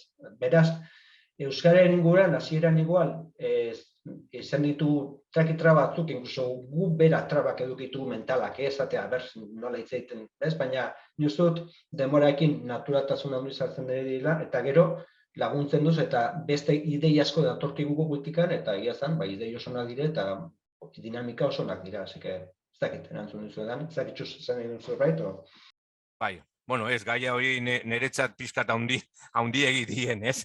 Nez dut uste ni naizela pixkat horren ari buruz. Baina bai, arrazoi da du Mikelek, eta, orain erresa da, baina orain dela 23 urte hasi ginenean, segurazki zenbat personak gogoratzen gehan, edo komentatzeko, zenbat gaiak hain zuzen ere hizkuntza, txirria zenbat momentotan, bai harremanetan, ez? Baina gero, leheno esan dut, eta nik uste dut garrantzia handia du, eta da, pixka bat, bai, enpresaren arduradonetik, sinistu egin behar dutela, bide hori aurrera eraman behar dugula, ez? Txiste bat bukatzeko, askotan enpresak tortzen direna, eta bai, orden hori jarri behar ditugu ez dakiz zer. Eta jartzen dugunean, baina langileak ez erabilizenen, konponduken behar dute makinak, ez? Hoi azkenean enpresak ere sinistu behar dutela, eta sinisten baldin badute, denok artean ziur nago, eta hau da adibidea, konsensoren bidez lan txukuna egin daiteke. Esker bioi, itzuliko gea Ainoa eta Estirekin, Bogan eta Batzen proiektua ezagutzeko gogoz gaudera. Aurrera. Kaixo, egunon, eskerrik asko aukera motearen gure esperientzia erakustearen. Gaurkoan, plaza honetan edo holtza honetan, 10 minututan nire kasuan Bogan aurkeztea, erronka handiko eginkizuna da. Guk bai Estik eta bai biok hasiera baten Bogan aurkeztuko dugu, eta hortarako aurkezpen txiki bat egin dugu batez ere hobeto heltzeko zuengana zer garen. Momentu bat, elkarban atzera noa gure aurkezpena. Gure kooperatiba elkartea saltzeko zer dan, hasiera baten ikusten genuen, nahi genuela pixkat azaldu zer garen, ezta? Bogan kooperatiben kooperatiba bada. Juridikoki, bigarren mailako kooperatiba bat gara, eta bertan lehen mailako kooperatibak elkartzen gara. Gure kasuan, elkarrekin bizi eta errealitate ezberdina ditugun kooperatibak elkartzeko espazio berri bada, beti ere atxikimendu askean, eta gure artean estrategia partekatuz. Gaur egun talde honetan 5 kooperatibak osatzen dugu, agintzari, zabalduz, Irube, Adaka eta Sakan. Agintzari izan da gure kooperatiba ama edo kooperatiba guzti hauen sortzailea, baina bai Irube eta bai Zabalduz gaur egun ere kooperatiba handiak dira. Agintzari, Zabalduz, Irube, Adaka eta Sakan, Bizkaian, Gipuzkoan eta Nafarroan dauden kooperatibak dira. Kooperatiba bakoitzak autonomiaz jokatzen dugu, baina era berean organo eta egitura komunak tartekatzen dugu. Eta organo hauek dira estrategia, arlo teknikoa, pertsonen departamentua eta arlo finantzieroa. Baita ere gure artean, bai gure ideologia eta balio berdina ditugu, eta guztio gara gizarte ekimeneko eredu kooperatiboak. Gure ezaugarritako bat da, gure komunitatean konektatuta gaudela, eta komunitatea dinotenean Bizkaia, Nafarroa, Araba eta Gipuzkoa dira. Gizarte zerbitzuen aldeko apustua da autu potente bat egiten dugu. Oinarria pertsonak hartuz, erdigunean pertsona jarriz, kasu honetan bai gure zerbitzuetan parte hartzen duten pertsonak eta baita gu langile eta bazkideok. Kasu honetan, langileen kasuan, gure profesionaltasuna baliozten eta beti ere gizarte preminai erantzunak emoten. Hau esan da, gure kooperatiba honek kooperatibak sortzeko helburua du eta beti ere baldintza garrantzitsuak eman behar dira. Alde batetik iraunkortasuna, bai programen garapenean eta baita alderdi ekonomikoan, eta bestetik funtsezkoa da pertsona guztien atxikimendua. Bogan kooperatiban ez da kooperatiba sartzen, bertako pertsonak osatzen dituztenak ez baldin badituzte argi ikusten. Eta gure kasuan, aniztasuna jartzen dugunean, badago beste eredu berri bat, eta hemen dago topatzen gara kontratu motekin. Langileak sarritan, zerbitzu bat hasten denean, ez dira guk kontratatzen ditugun langileak, baizik eta surrogatuak. Eta honek erronka berria jartzen ditugu, baina gero ondoren azalduko ditugu. Bogan hobeto ulertzeko eta argazki honetan ez naz ez sakonduko bestela beste 10 minutu beharko nituz, baina nik uste dut garrantzitsu dela ulertzea nola sortzen den kooperatiba talde bat kooperatiba batetik. Gure historia ere, nahiko ia 50 urte egingo dituen kooperatiba talde bagara, 1977an Bilbon sortu zen elkarte txiki batetik, lagun talde batek sortu zuen, beti ibili gara gizarte ekimenean, baina adin txikiko babeseko protekzioko sisteman, eta hor lagun talde batek elkarte sortu zuen, bertan ematen zuen zerbitzu hori egonkortu zenean, enpresa sortzea erabaki zuten, eta momentuaretan enpresa eredurik egokiena kooperatiba ikusi zuten. Orduan, 1981an agintzari kooperatiba bezala sortzen da. 2000 urtean badago beste mugarri garrantzitsu bat, eta hau da Italiara buelta batzuk egin ostean, hor Italian ikusi genuen bazeudela kooperatibak gizarte eragina eta onura publikoa aitortza zutenak, eta hori Euskal Herrira ekarri genuen, eta Eusko Jaurlaritzak dekretu bat ateratuz, guk aitortza hori lortu genuen. Hau da, kooperatibas de iniciativa social y de utilidad pública. Gaur egun, Boganen gauden kooperatiba guztiok aitortza hau dugu. 2010 urtean, krisi ekonomikoa, 2006-2008 urteko krisi ekonomikoa baliatuz, eta hor gure sektorea arrisku egoeran ikusita hor bazeuden estatu mailatik hainbat fundazio eta kapitalezko enpresa potente asko estatuan, Espainiako estatuan zegoen egoera kaskarragaitik Euskal Herrira etortzen hasi zirenak, eta hor arrisku handia ikusi genuen, batez ere aurrez komentatu den bezala, gure kasuan, gure zerbitzuak lizitazio bitartez irabazten ditugu. Eta gaur egun lizitazioetan langileak surrogatzeko eskubidea dute. Beraz hori arriskua bihurtu zen guretzako, kooperatibako bazkidentzako, edozein enpresak ona etorri, prezioak bajatu eta langileak kentzen zizkigulako. Orduan erabaki genuen estrategia bat, estrategia hau kooperatiba guztiaren gogoeta bat izan zen, eta guk horrela esaten dugu. Esan genuen, sektore hau sendotu behar dugu, eta gure lurra ere babestu behar dugu. Orduan, estrategia hau baliatuz, hasi ginen Bizkaitik salto egin genuen Gipuzkoara, eta baita ere ikusten genuen gure zerbitzuak bikaintasunean landu behar genituela. Ez lan nahiko zerbitzu honak ematea, baizik eta zerbitzu bikainak eskaini behar genituzkela baita ere gure erabiltzaileentzako eta bai gizarte zerbitzuen sistemak behar zuelako. Edapena kontutan izan da, Gipuzkoan zerbitzu bat hartu genuen, Gipuzkoako Foru Aldundikoa, eta bertako langileekin agintzarik eta bertako langileak Zabalduz kooperatiba mistoa sortu zuten 2014 urtean. Ondoren, 4 urte ostean, beste kooperatiba sortu genuen Gipuzkoan, eta hemen ere agintzarik zuen zerbitzu bateko langileak hartu eta agintzairekin batera 3 kooperatiba sortu ziren. Zerbitzu hauek dinodanean eta langile kopuru zerbitzu handiak ziren.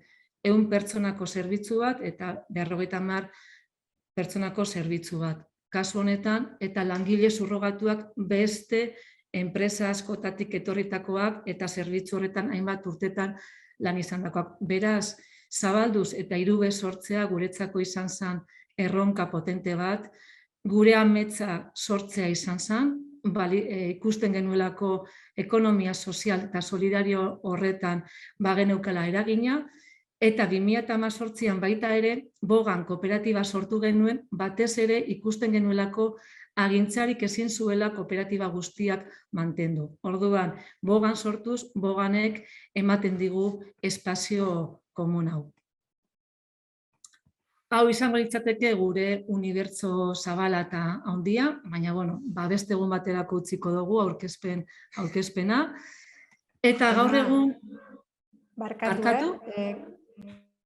Bai? Entzuleek ere hobeto ulertzeko. Eman dezakezu adibide bat, zer den Bogan, Zabalduz, agintzari, Zabalduz, kooperatiba bakoitzaren interbentzio konkretu bat, zer nolako lanak egiten dituzuen? Bai, gero egiteko asmoa nuen, baina oraintxe ikusten baldin baduzue, oraintxe egingo dut. Agintzari gizarte ekimeneko kooperatiban, beti lan izan dugu gizarte ekintzan eta adin txikikoen babes sisteman. Gure sistemak lege badauka, eta estatu mailan eta Euskadi mailan, eta lege horrek esaten du adin txikikoek eskubide batzu dituztela, eta adin txikikoek egoera larrian egon daitezkela.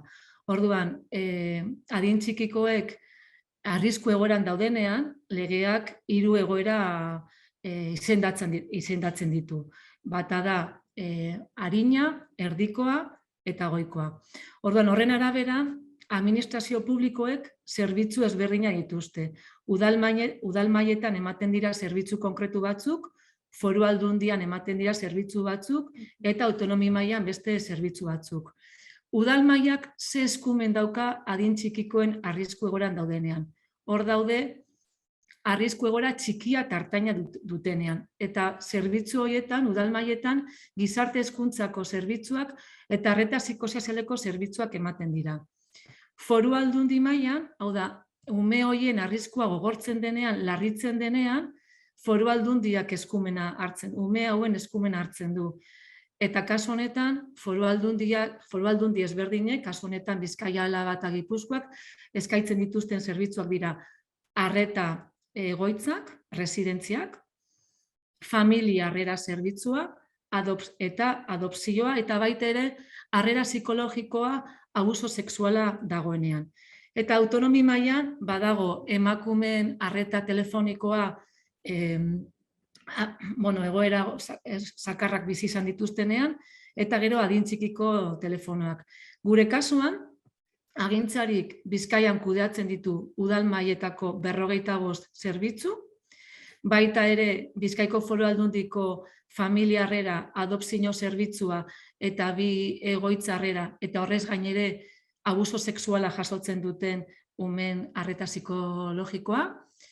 Araban eramaten dugu familiarrera zerbitzua, eta gero Gipuzkoan Irubek eramaten du familia esku hartzea arreta arrisku egoera gogorra denean, eta Zabalduzek eramaten du Gipuzkoako Foru Aldundiko 2 egoitza, eta gaur egun ere, gero estikin ikusiko dozue, estik aurkeztuko du beste proiektu berri bat, bai etxe bizitza inklusioan eta lan arloan sartu berri da Zabalduz. Eta Nafarroan, Sakan kooperatibarekin familiarrera proiektua eramaten ari garen. Ez dakit honekin azaldu nazen, edo ulertzen dan. Bai. Bueno, hau esan da... Eskerrik asko, Ainhoa, uste argiago dugula ze motatako kooperatiba hitz egiten ari gean. Bale, bueno, helburua zan gero azaltzea, baina ondo, eskertzen dotzuet hori, zuk aldetzea. Bueno, pizkat, hau esan da, eta pizkat ikusita zein dan gure kolektiboa, eta egin duguna da gure karakterizazio bat. Boganen gaudenak gehiengoa emakumea gara, ezta, 131 osatzen dugu. Hau da, bataz besteko kooperatiba guztiena, gero kooperatiba bakoitzak errealitate ezberdina du. Zuzendaritza taldetan 150 parte hartzen dugu. Beraz, guretzako hau ez da adierazle egoki bat. Portzentai honek igon egin beharko luke, eta erronka handia ditugu honen gain, eta gero aurkeztuko dizuet.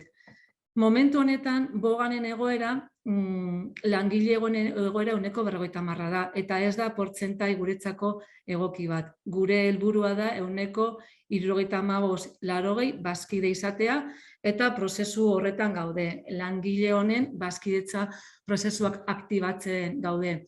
Hemen jartzen dut, eta aurrez komentatu dut, gure kasuan erronka langile surrogatuak dira. Langile surrogatuek zerbitzu bat hartzen dugunean, aurrez azaltako zerbitzu hauek guztiak dira lizitazio publiko batez irabazi duguna. Gure zerbitzu guztiak lizitazio publiko batez bitartez irabazten ditugu. Eta langile horiek surrogatzen ditugunean, gure lehen pausua da beraiekin egon, beraiek gure eredu aurkeztu, esaten digu, hau gara eta gure estrategia da zuekin batera kooperatibak sortzea. Egon dira, kasu batzuk erabaki duguna da, ez aurkeztea lizitazio horretan, bertako langileek ez dutelako epe labur luzera kooperatiba bat sortzea. Horrez gain, gure kolektiboa euskalduna da, atez ere, guk eskaintzen ditugun zerbitzu guztiak zerbitzu publikoak direlako, eta badaukagu politika bat kontratazio guztietan C1 maila eskatzea, edo bestela bazkide sartzen diren pertsonak C1 maila lortzeko prozesuan izatea. Kolektibo gaztea gara, bataz besteko adina 36 urtekoa, eta gure ikasketa perfil nagusiena gizarte hezitzaileak gara, 173. Badaude psikologoak, integratzaileak eta bestelakoak oso gutxi gara, batez be hau da, kooperatiben estrukturan lanean ari diren profesionalak, bai finantzi arloan, bai arlo legalean, edo bai pertsonan arloan. Eta zuzendaritzan gauden pertsona guztiok gara, edo psikologoak edo gizarte hezitzaileak. Hau da, guztiok gara kooperatibatik etorri garen langileak edo bazkideak. Taldearen dimensioa blokeatu egin zaigu.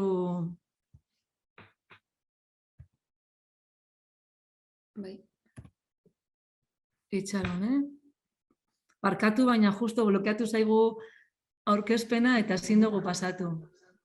Ainhoa, nahi baduzu atea eta sartu berriz, itxoingo dugu. Bale, berriro ateratzen gara, eta orain berriro konpartitzen du, elkarro batzen dugu. Amen. Eta ia orain, posible dugun. Ez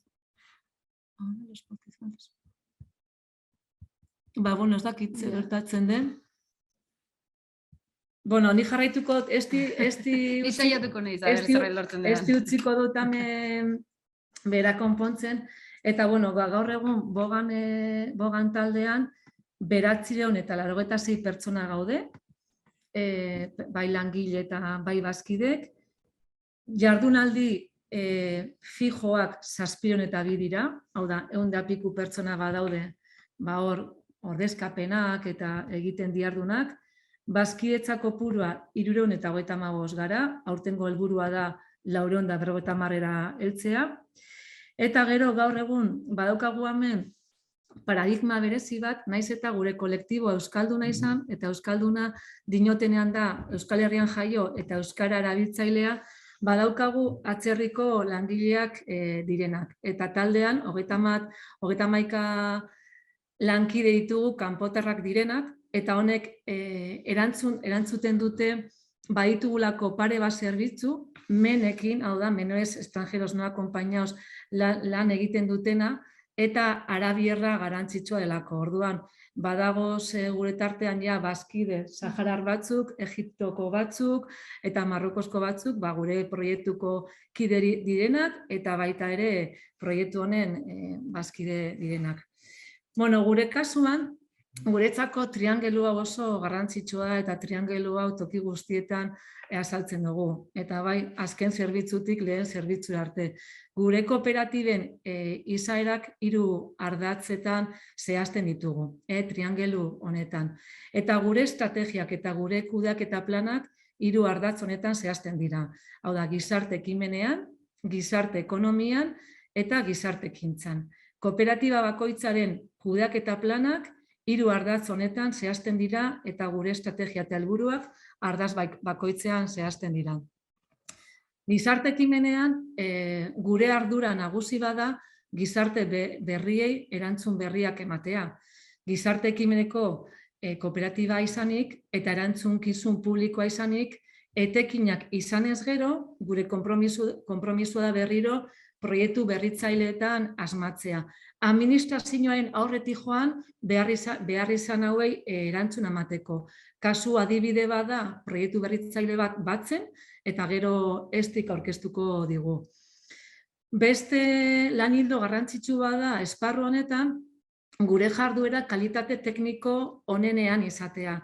Eta horregaitik momentu honetan erreferentziazko kooperatiba gara gizarte arloan kalitatezko zerbitzuak ematen saiatzen garelako.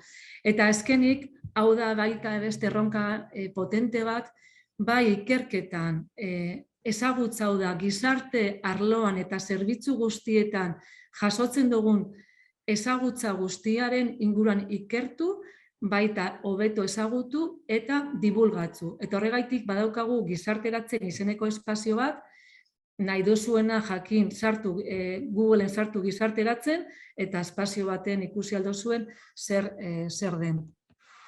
Bigarren ardatza gizarte ekintza da eta guretzako gizarte ekintzan batez ere esparru honetan oinarri kooperatibak zabaltza dira. Gure helburua da hasten garen bitartean kooperatibak sortzea. Nafarroan kooperatiba berri bat sortu dugu, bertan genuen zerbitzu hartu eta bertako langileekin beraiekin kooperatibak sortzea.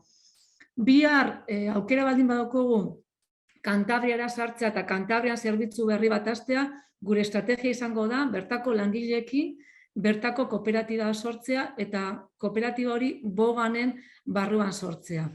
Horregaitik esaten dugu Bogan sendotzea nahi dugula eta beharrezkoa ikasten dugula, eta beti ere kooperatiba guztiak bai jasangarriak izan behar dira denporan eta errentegarritasuna. Gure kasuan, gure sektorea oso sektore pobrea da eta gure kooperatibaren emaitzak oso emaitz txikiak dira. 1% edo 1,5 errentagarritasunari buruz hitz egiten ari gara. Eta kasu honetan, gaurkoan ikusten genuen aniztasuna eredua erakusteko ardatza oso garrantzitsua guretzako, gizarte ekonomian. Gizarte ekonomian guretzako arlo garrantzitsu bada 3. sektorea. Gu, kooperatiba guztiak 3. sektorean gaude eta 3. sektoreko hainbat saretan parte hartzen dugu.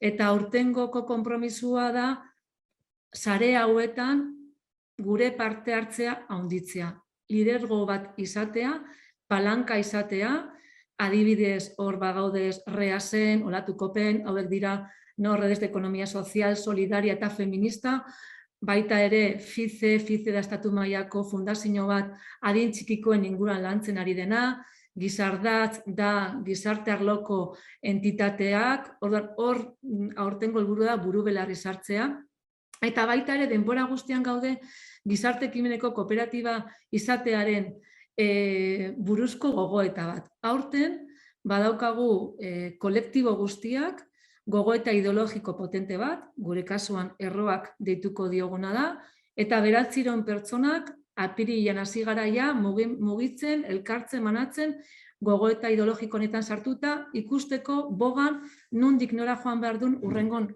10 urtetan. Ardatz honetan, euskara gure erakundeen balio bihurtu da. Hau da, euskara ja ez da gure kasuan euskara planak egitea, euskara batzorde izatea, baizik eta estrategian zehazten da eta erakundaren balio bihurtu da. Gaur egun, orain dela 10 urte ez, gaur egun esan dezakegu gure kooperatiba guztiak euskaldunak direla eta egiten dugun autua dela kooperatibak ahalik eta euskaldunenak izatea. Horretarako, kooperatiba guztietan euskara planak zehazten ditugu, euskara batzordeak ditugu, kooperatiba bakoitzean eta orain saiatzen ari gara bogan mailan ere batzorde hauek zehaztea. Gure kasuan, euskara C1 maila izatea beharrezko denez, euskara ikasteko laguntzak ematen dira, bai laguntza ekonomikoak, ordutegi malguan, eta bakasuan, kasuko azterketak. Kontratazio berrietan ere euskara lehenesten da, eta erronka honetarako, gure kasuan, emunekin ja badaramagu hainbat urte elkarlanean. Euskaraz gain, gaur egun berdintasuna, orain arte agintzarin zabalduz iruben berdintasuna balio bat izan da, baina orain salto bat egin dugu. Berdintasuna ez da balioa bakarrik. Berdintasuna bultzatu behar dugu kudeaketaren zeharkako mailan. Hau da, eta zeharkako transbertsalitatean diogunean, hau da, gure departamentu guztietatik eskaintzen ditugun zerbitzu guztietara. Eta hortarako sarritan, gure psikologoak, hezitzaileek, talde programak diseinatzen dituztenean, genero perspektiba kontutan izan behar dute, eta hau ja da zeharka lantzen ari garen estrategia bat.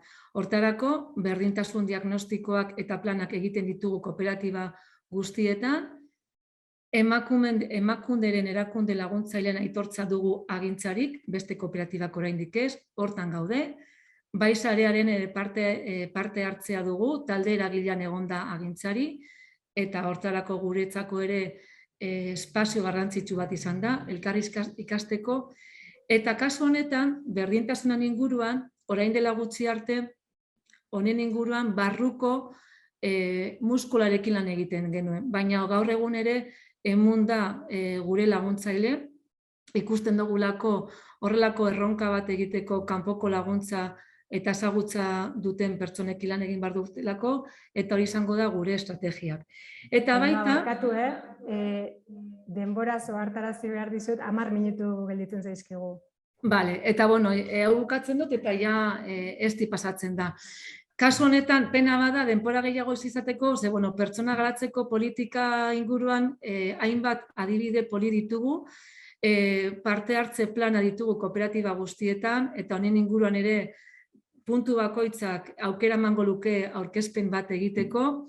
Gure kolektibo oso gaztea da, baina hasi gara agintzai sortu zuten pertsonak nagusitu zaizkigu, eta hasi gara hauei erantzunak emoten eta politika berriak sortzen. Pertsonen mugikortasun sistema badaukagu, eta hau da talentua garatzeko, eta badaukagu sistema bat pertsonak mobilizatzeko zerbitzutatik zerbitzutara, edo nik nahi dut hemen lan egin eta beste kooperatiban, hori ere sistema bat sortu dugu. Kontziliazio planak berri ikusten ditugu urtero eta praktika oso polita ditugu, bat binkulograma da, eta hau baita ere beste saio bat izan beharko gunuke hau azaltzeko. Eta gure kasuan ezgaitasuna duten pertsonen kontratazioa lehenesten dugu, baina hemen gizarte arloan arazo badago, zailtasun badago, ez dugu bilatzen ezgaitasuna duten pertsonak kontratatzeko, eta hau da kooperatiben erronka handi bat, zelismia bete behar dugu.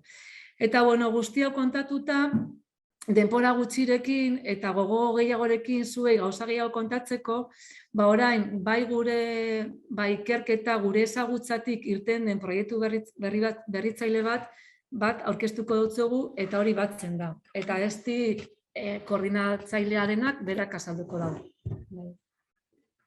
Bueno, eguerdi on guztioi. 10 minutu esan dugu, ja 8 pentsatzen dut, saiatuko naiz errespetatzen denbora, baina aldi berean azkarregitze egiten bana, gauz asko kontatu nahiko dizkizuet, abisatu, bai?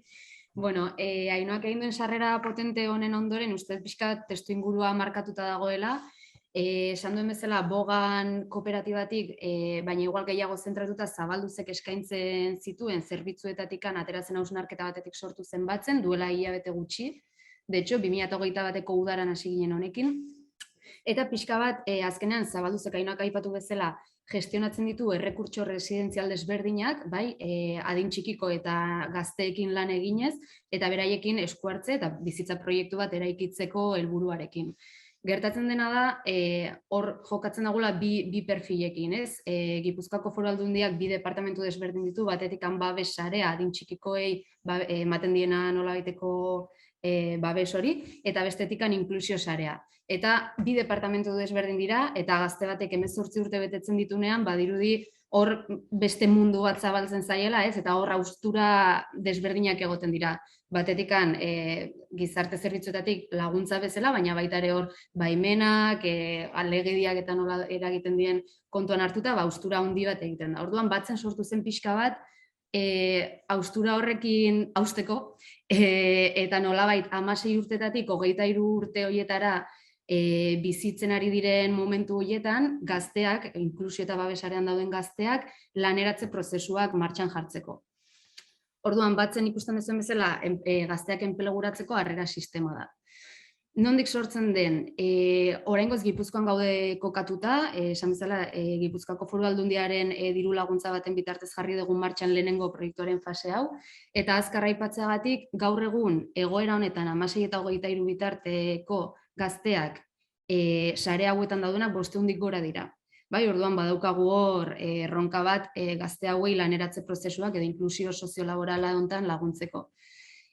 Bestetikan, Gipuzkoan enpresa asko daukagu, orduan horre, tejido enpresarial edo esaten zaion horrekin jokatu dezakegu, eta bestetikan formakuntza zentro asko dago. Orduan, guk hemen ikusten genuena zen daukagun erronka honi, hau da, gazten emantzipazioa, enpleguaren bitartez sortze honi aurre egiteko, ez dugula beste formakuntzarik sortu behar, edo ez dugula beste zerotik sortu behar, baizik eta gure lana dela gehiago, 3 ingrediente hauekin sistema moduan jokatzea, eta pixkat elementu hauek nahaztu, ibilbide pertsonalizatu batzuk sortu ahal izateko, ezta.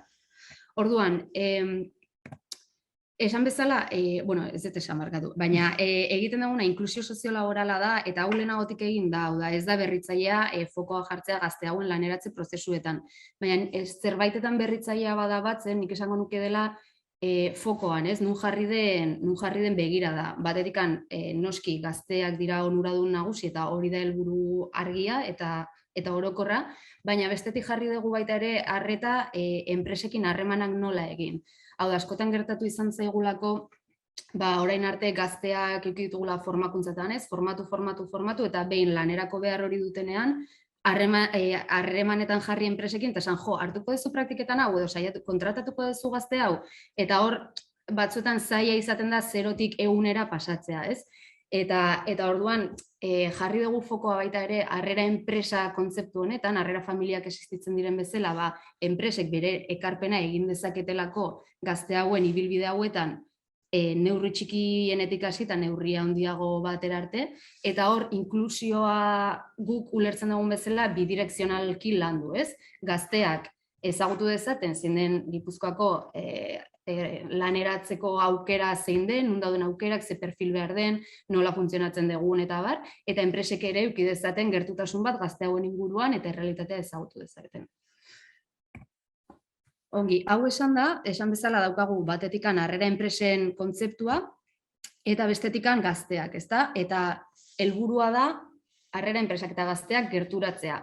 Eta honetarako batzenek proposatzen dituna da 3 metodologia desberdin, bakoitza konpromiso maila desberdin batekin lotuta dagoena, hasita oinarrizko ekintza txikiak izan daitezken horietatik, baina guztiz garrantzizkoak direnak, geroz eta konpromiso gehiago, geroz eta ekintza, esan dezagun, konpletoagoa eskaintzeko, ez? Baina esan bezala edozein enpresa izan daiteke harrera enpresa, berdin du zein den bere arloa, zertara dedikatzen den, ze tamaina duen, elkarteak ere izan daitezke harrera enpresak, eta ekarpen guztiek batzen dute. Orduan, kontatuko izkizu eta azkar zein diren 3 metodologiak, eta bai, aurrera egingo dugu horrekin.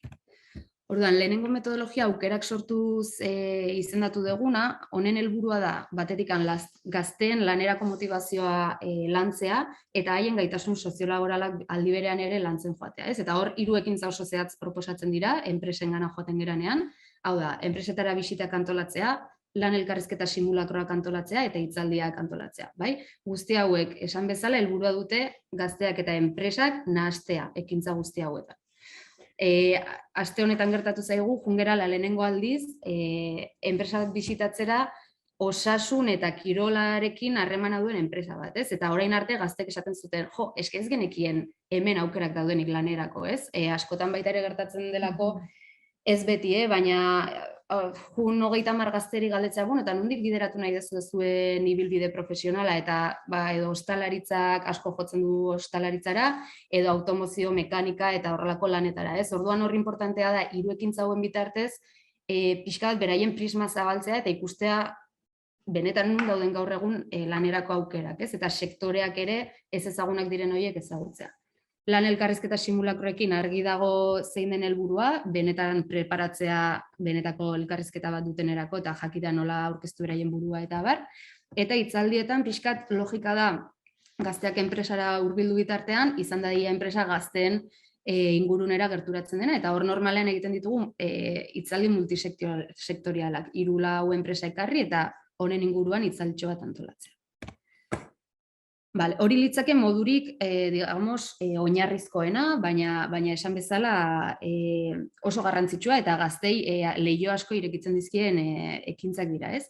Gero pasako genuke ezkerraldean daukagun aukerak auspotuz metodologia honetara, eta hemen bai ari gera gehiago hitz egiten praktikaldi batzuk lortzeaz edo inkluso lan kontratazio batzuk martxan jartzeaz.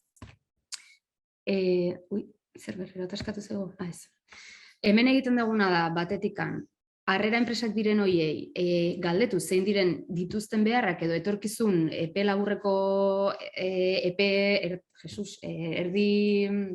luzerako eduki ditzaketen beharrak zein diren, perfil profesionalak, lanpostu posibleak, horiek denak identifikatu, da prospekzio bat egiten dugu, eta aldi berean gazteengandik badaukagu erreminta bat HDPS deitu dioguna, azken finean da diagnosi bat egiten dena, gazte bakoitzaren inguruan, eta baita ere erraminta bat da, lanerako beraiekin inklusioa lantzeko, inklusio soziolaborala lantzeko erraminta bat da, eta ikusten duguna da, jasotako behar horretatik eta gazteak daukan motivazio, gaitasun eta guzti horrekin ea enkaje bat egon daiteken.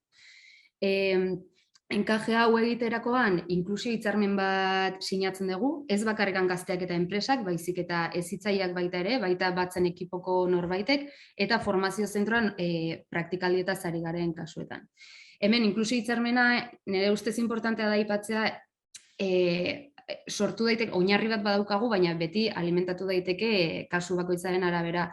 Ezakit, hemen hitz egin dezakegu, badaukagu perfil bat, badaukagu aukera bat, lan eskaintza bat betetzeko, ez? Baina behar dugun perfil profesionalak eduki behar du. Ikasketa hau ez gain, ezakit, gure kasuan euskararen garrantzia oso importantea da, beraz, hau ere eskatuko diogu, edo ezakit, behar du titulo de gidari izateko de grua puente eta ezakit ze historia, ez? Perfil kompleto hau behar dela jasotzen dugu hitzarmen honetan. Eta horrela, nolabait hitzarmen honekin egin dezakegu aurrera, 2 hilabeteko prozesuetan, baina baita ere urte terdi iraun dezakeen prozesu batekin. Eta gero bestetik, bigarren metodologia honetan ere, bitartekaritza ohikoa edo orain arte beti egin dena ere egiten dugu, hau da, epe motzean, lan eskaintza daukagu, guk bilatuko ditugu gazten artean perfila kurrikulumak eta hor bitartekaritza bat egingo dugu demagun modu ohikoago batean edo klasikoago batean. Hori ere eskaintzen dugu. Guzti honekin enpresetarako ere, gure leheno aipatzen nuen bezala, enfokea enpresan jartzea garrantzitsua da, zeren guretzat enpresari jarri behar diogu guztia ahalik eta errexen, guztia, eta hor dago pixka bat agian desberdintasuna, eta logika hau jarraitzen eskaintzen dugu alde batetik aholkularitza juridikoa, zeren Ainhoak esan bezala askotan prozesu migratorio baten ondoren etorri diren pertsonekin egiten dugu lan, orduan hor baimenak, papelak, estrangeriarekin borrokak batzuetan, guzti hau errazteko badaukagu zerbitzu bat. Bestetik sentsibilizazio saioak ere eskaintzen ditugu, inklusio bidirekzional hori garatu ahal izateko, hau da, pentsa gazte bat enpresa batean sartuko dela 5 hilabetez praktikak egitera, behar bada interesgarria da sentsibilizazio bat eskaintzea bertako langileei aipatzeko ez gazte honen kultura edo hizkuntza ezin denez da, inbeste hor sartzea, izan daitekela interesgarria, baina baita gehiago da, esatea, zer suposatu dio gazte honi gizarte zerbitzutan egoteak, zer da tutela diputazioak eukitzea eta ez bere gurasoek, ez? Azkenean, pixkat kontzeptu batzuk lantzea garrantzitsua da, eta baita ere 3. zerbitzu bezala kontratazio diru laguntzen inguruko aholkularitza eskaintzen dugu, azkenean izan daitekelako inzentibo bat, azken momentuan enpresak esateko, bai, kontratazio bat martxan jarriko dut. Eta honekin, 2. metodologia aurkeztuta, 3. jongo ginake, eta 3. basikamente, hemen bilatzen duguna da, pixka bat, epe luzera, helburu estrategikoago batzuk markatzea. Hau da, enpresa... Moztu behar dut, ezta? Markatuko ea, 3. hau labur egiten? Ados, da azkenean estrategikoki markatzea, urtean 10 kontratazio egin baditugu, guazen saietzera 10 horietatik 2 batzenekoak izan daitezela. Azkar eta erdizka azalduta. Orduan hori, esan bezala, ekintza guztiek batzen dute, eta edozein zalantza izan ezkero, euki aniztasun planak edo ez, batzenek bermatzen duena da, anistasunaren inguruan bai ekin alizatea ez, eta edozein maila da baliogarri, beraz, animatzen zaituztegu denoi harrera enpresa bilakatzera. Eskerrik asko esti sentitzen dute, saiatu gara, denbora kontu kontrolatzen. Enpresa guztitako ordezkariak bide bat egitea, batzen hobeto ezagutzeko eta aukerak aztertzeko, guk ere bai egingo dugu, emunetik. Eslari guztioi, esti eta Ainhoarentzat galderaren bat baldin badago idatzi mesedez eta saiatuko gara erantzuten, bai? Bestela urrian 6an erantzuten dugu. Guk ere bai gaurkuen oso inspiragarria egin zaigu zue guztiok entzutea, eta hemen bezala ere gure konpromisoa indartzen dugu gai hauen inguruan lanean jarraitzeko. Horregatik eskatzen dizuegu gaiaren inguruko referentziarik, praktikarik edo ezagutzak baldin badituzue gurekin partekatzeko eskerronez jasoko ditugula. Eta gure aldetik ere, aurreratzen dizuegu datozen asteetan argitaratuko dugula 2021ko gure iraunkortasun txostena, gure web orrian, eta bertan gai hauen inguruko eta beste gai batzuen inguruko gure praktikak eta konpromisoak adieraziko ditugula, eta aniztasunaren kudeaketari dagokionez ere hasiak garela emun barruan diagnostiko bat egiten, gure ezaugarriak aztertzen, gure markoa osatzen eta batez ere hobekuntzak identifikatzen, eta horiek ere, horiek guztiak zuekin partekatzeko gogoz gaudela. Momentuz besterik ez, ekainaren 16an jarraituko dugu, 2. saioan, elkarlanaren gobernantza inguruan Goizalde Atxutegi, Irati Mogoion eta Kim Bruge gonbidatu ditugu, eta urriaren 6an Arrasaten egingo dugun topaketan elkar ikusiko gara. Besterik ez, eskerrik asko eta bezarka da bana.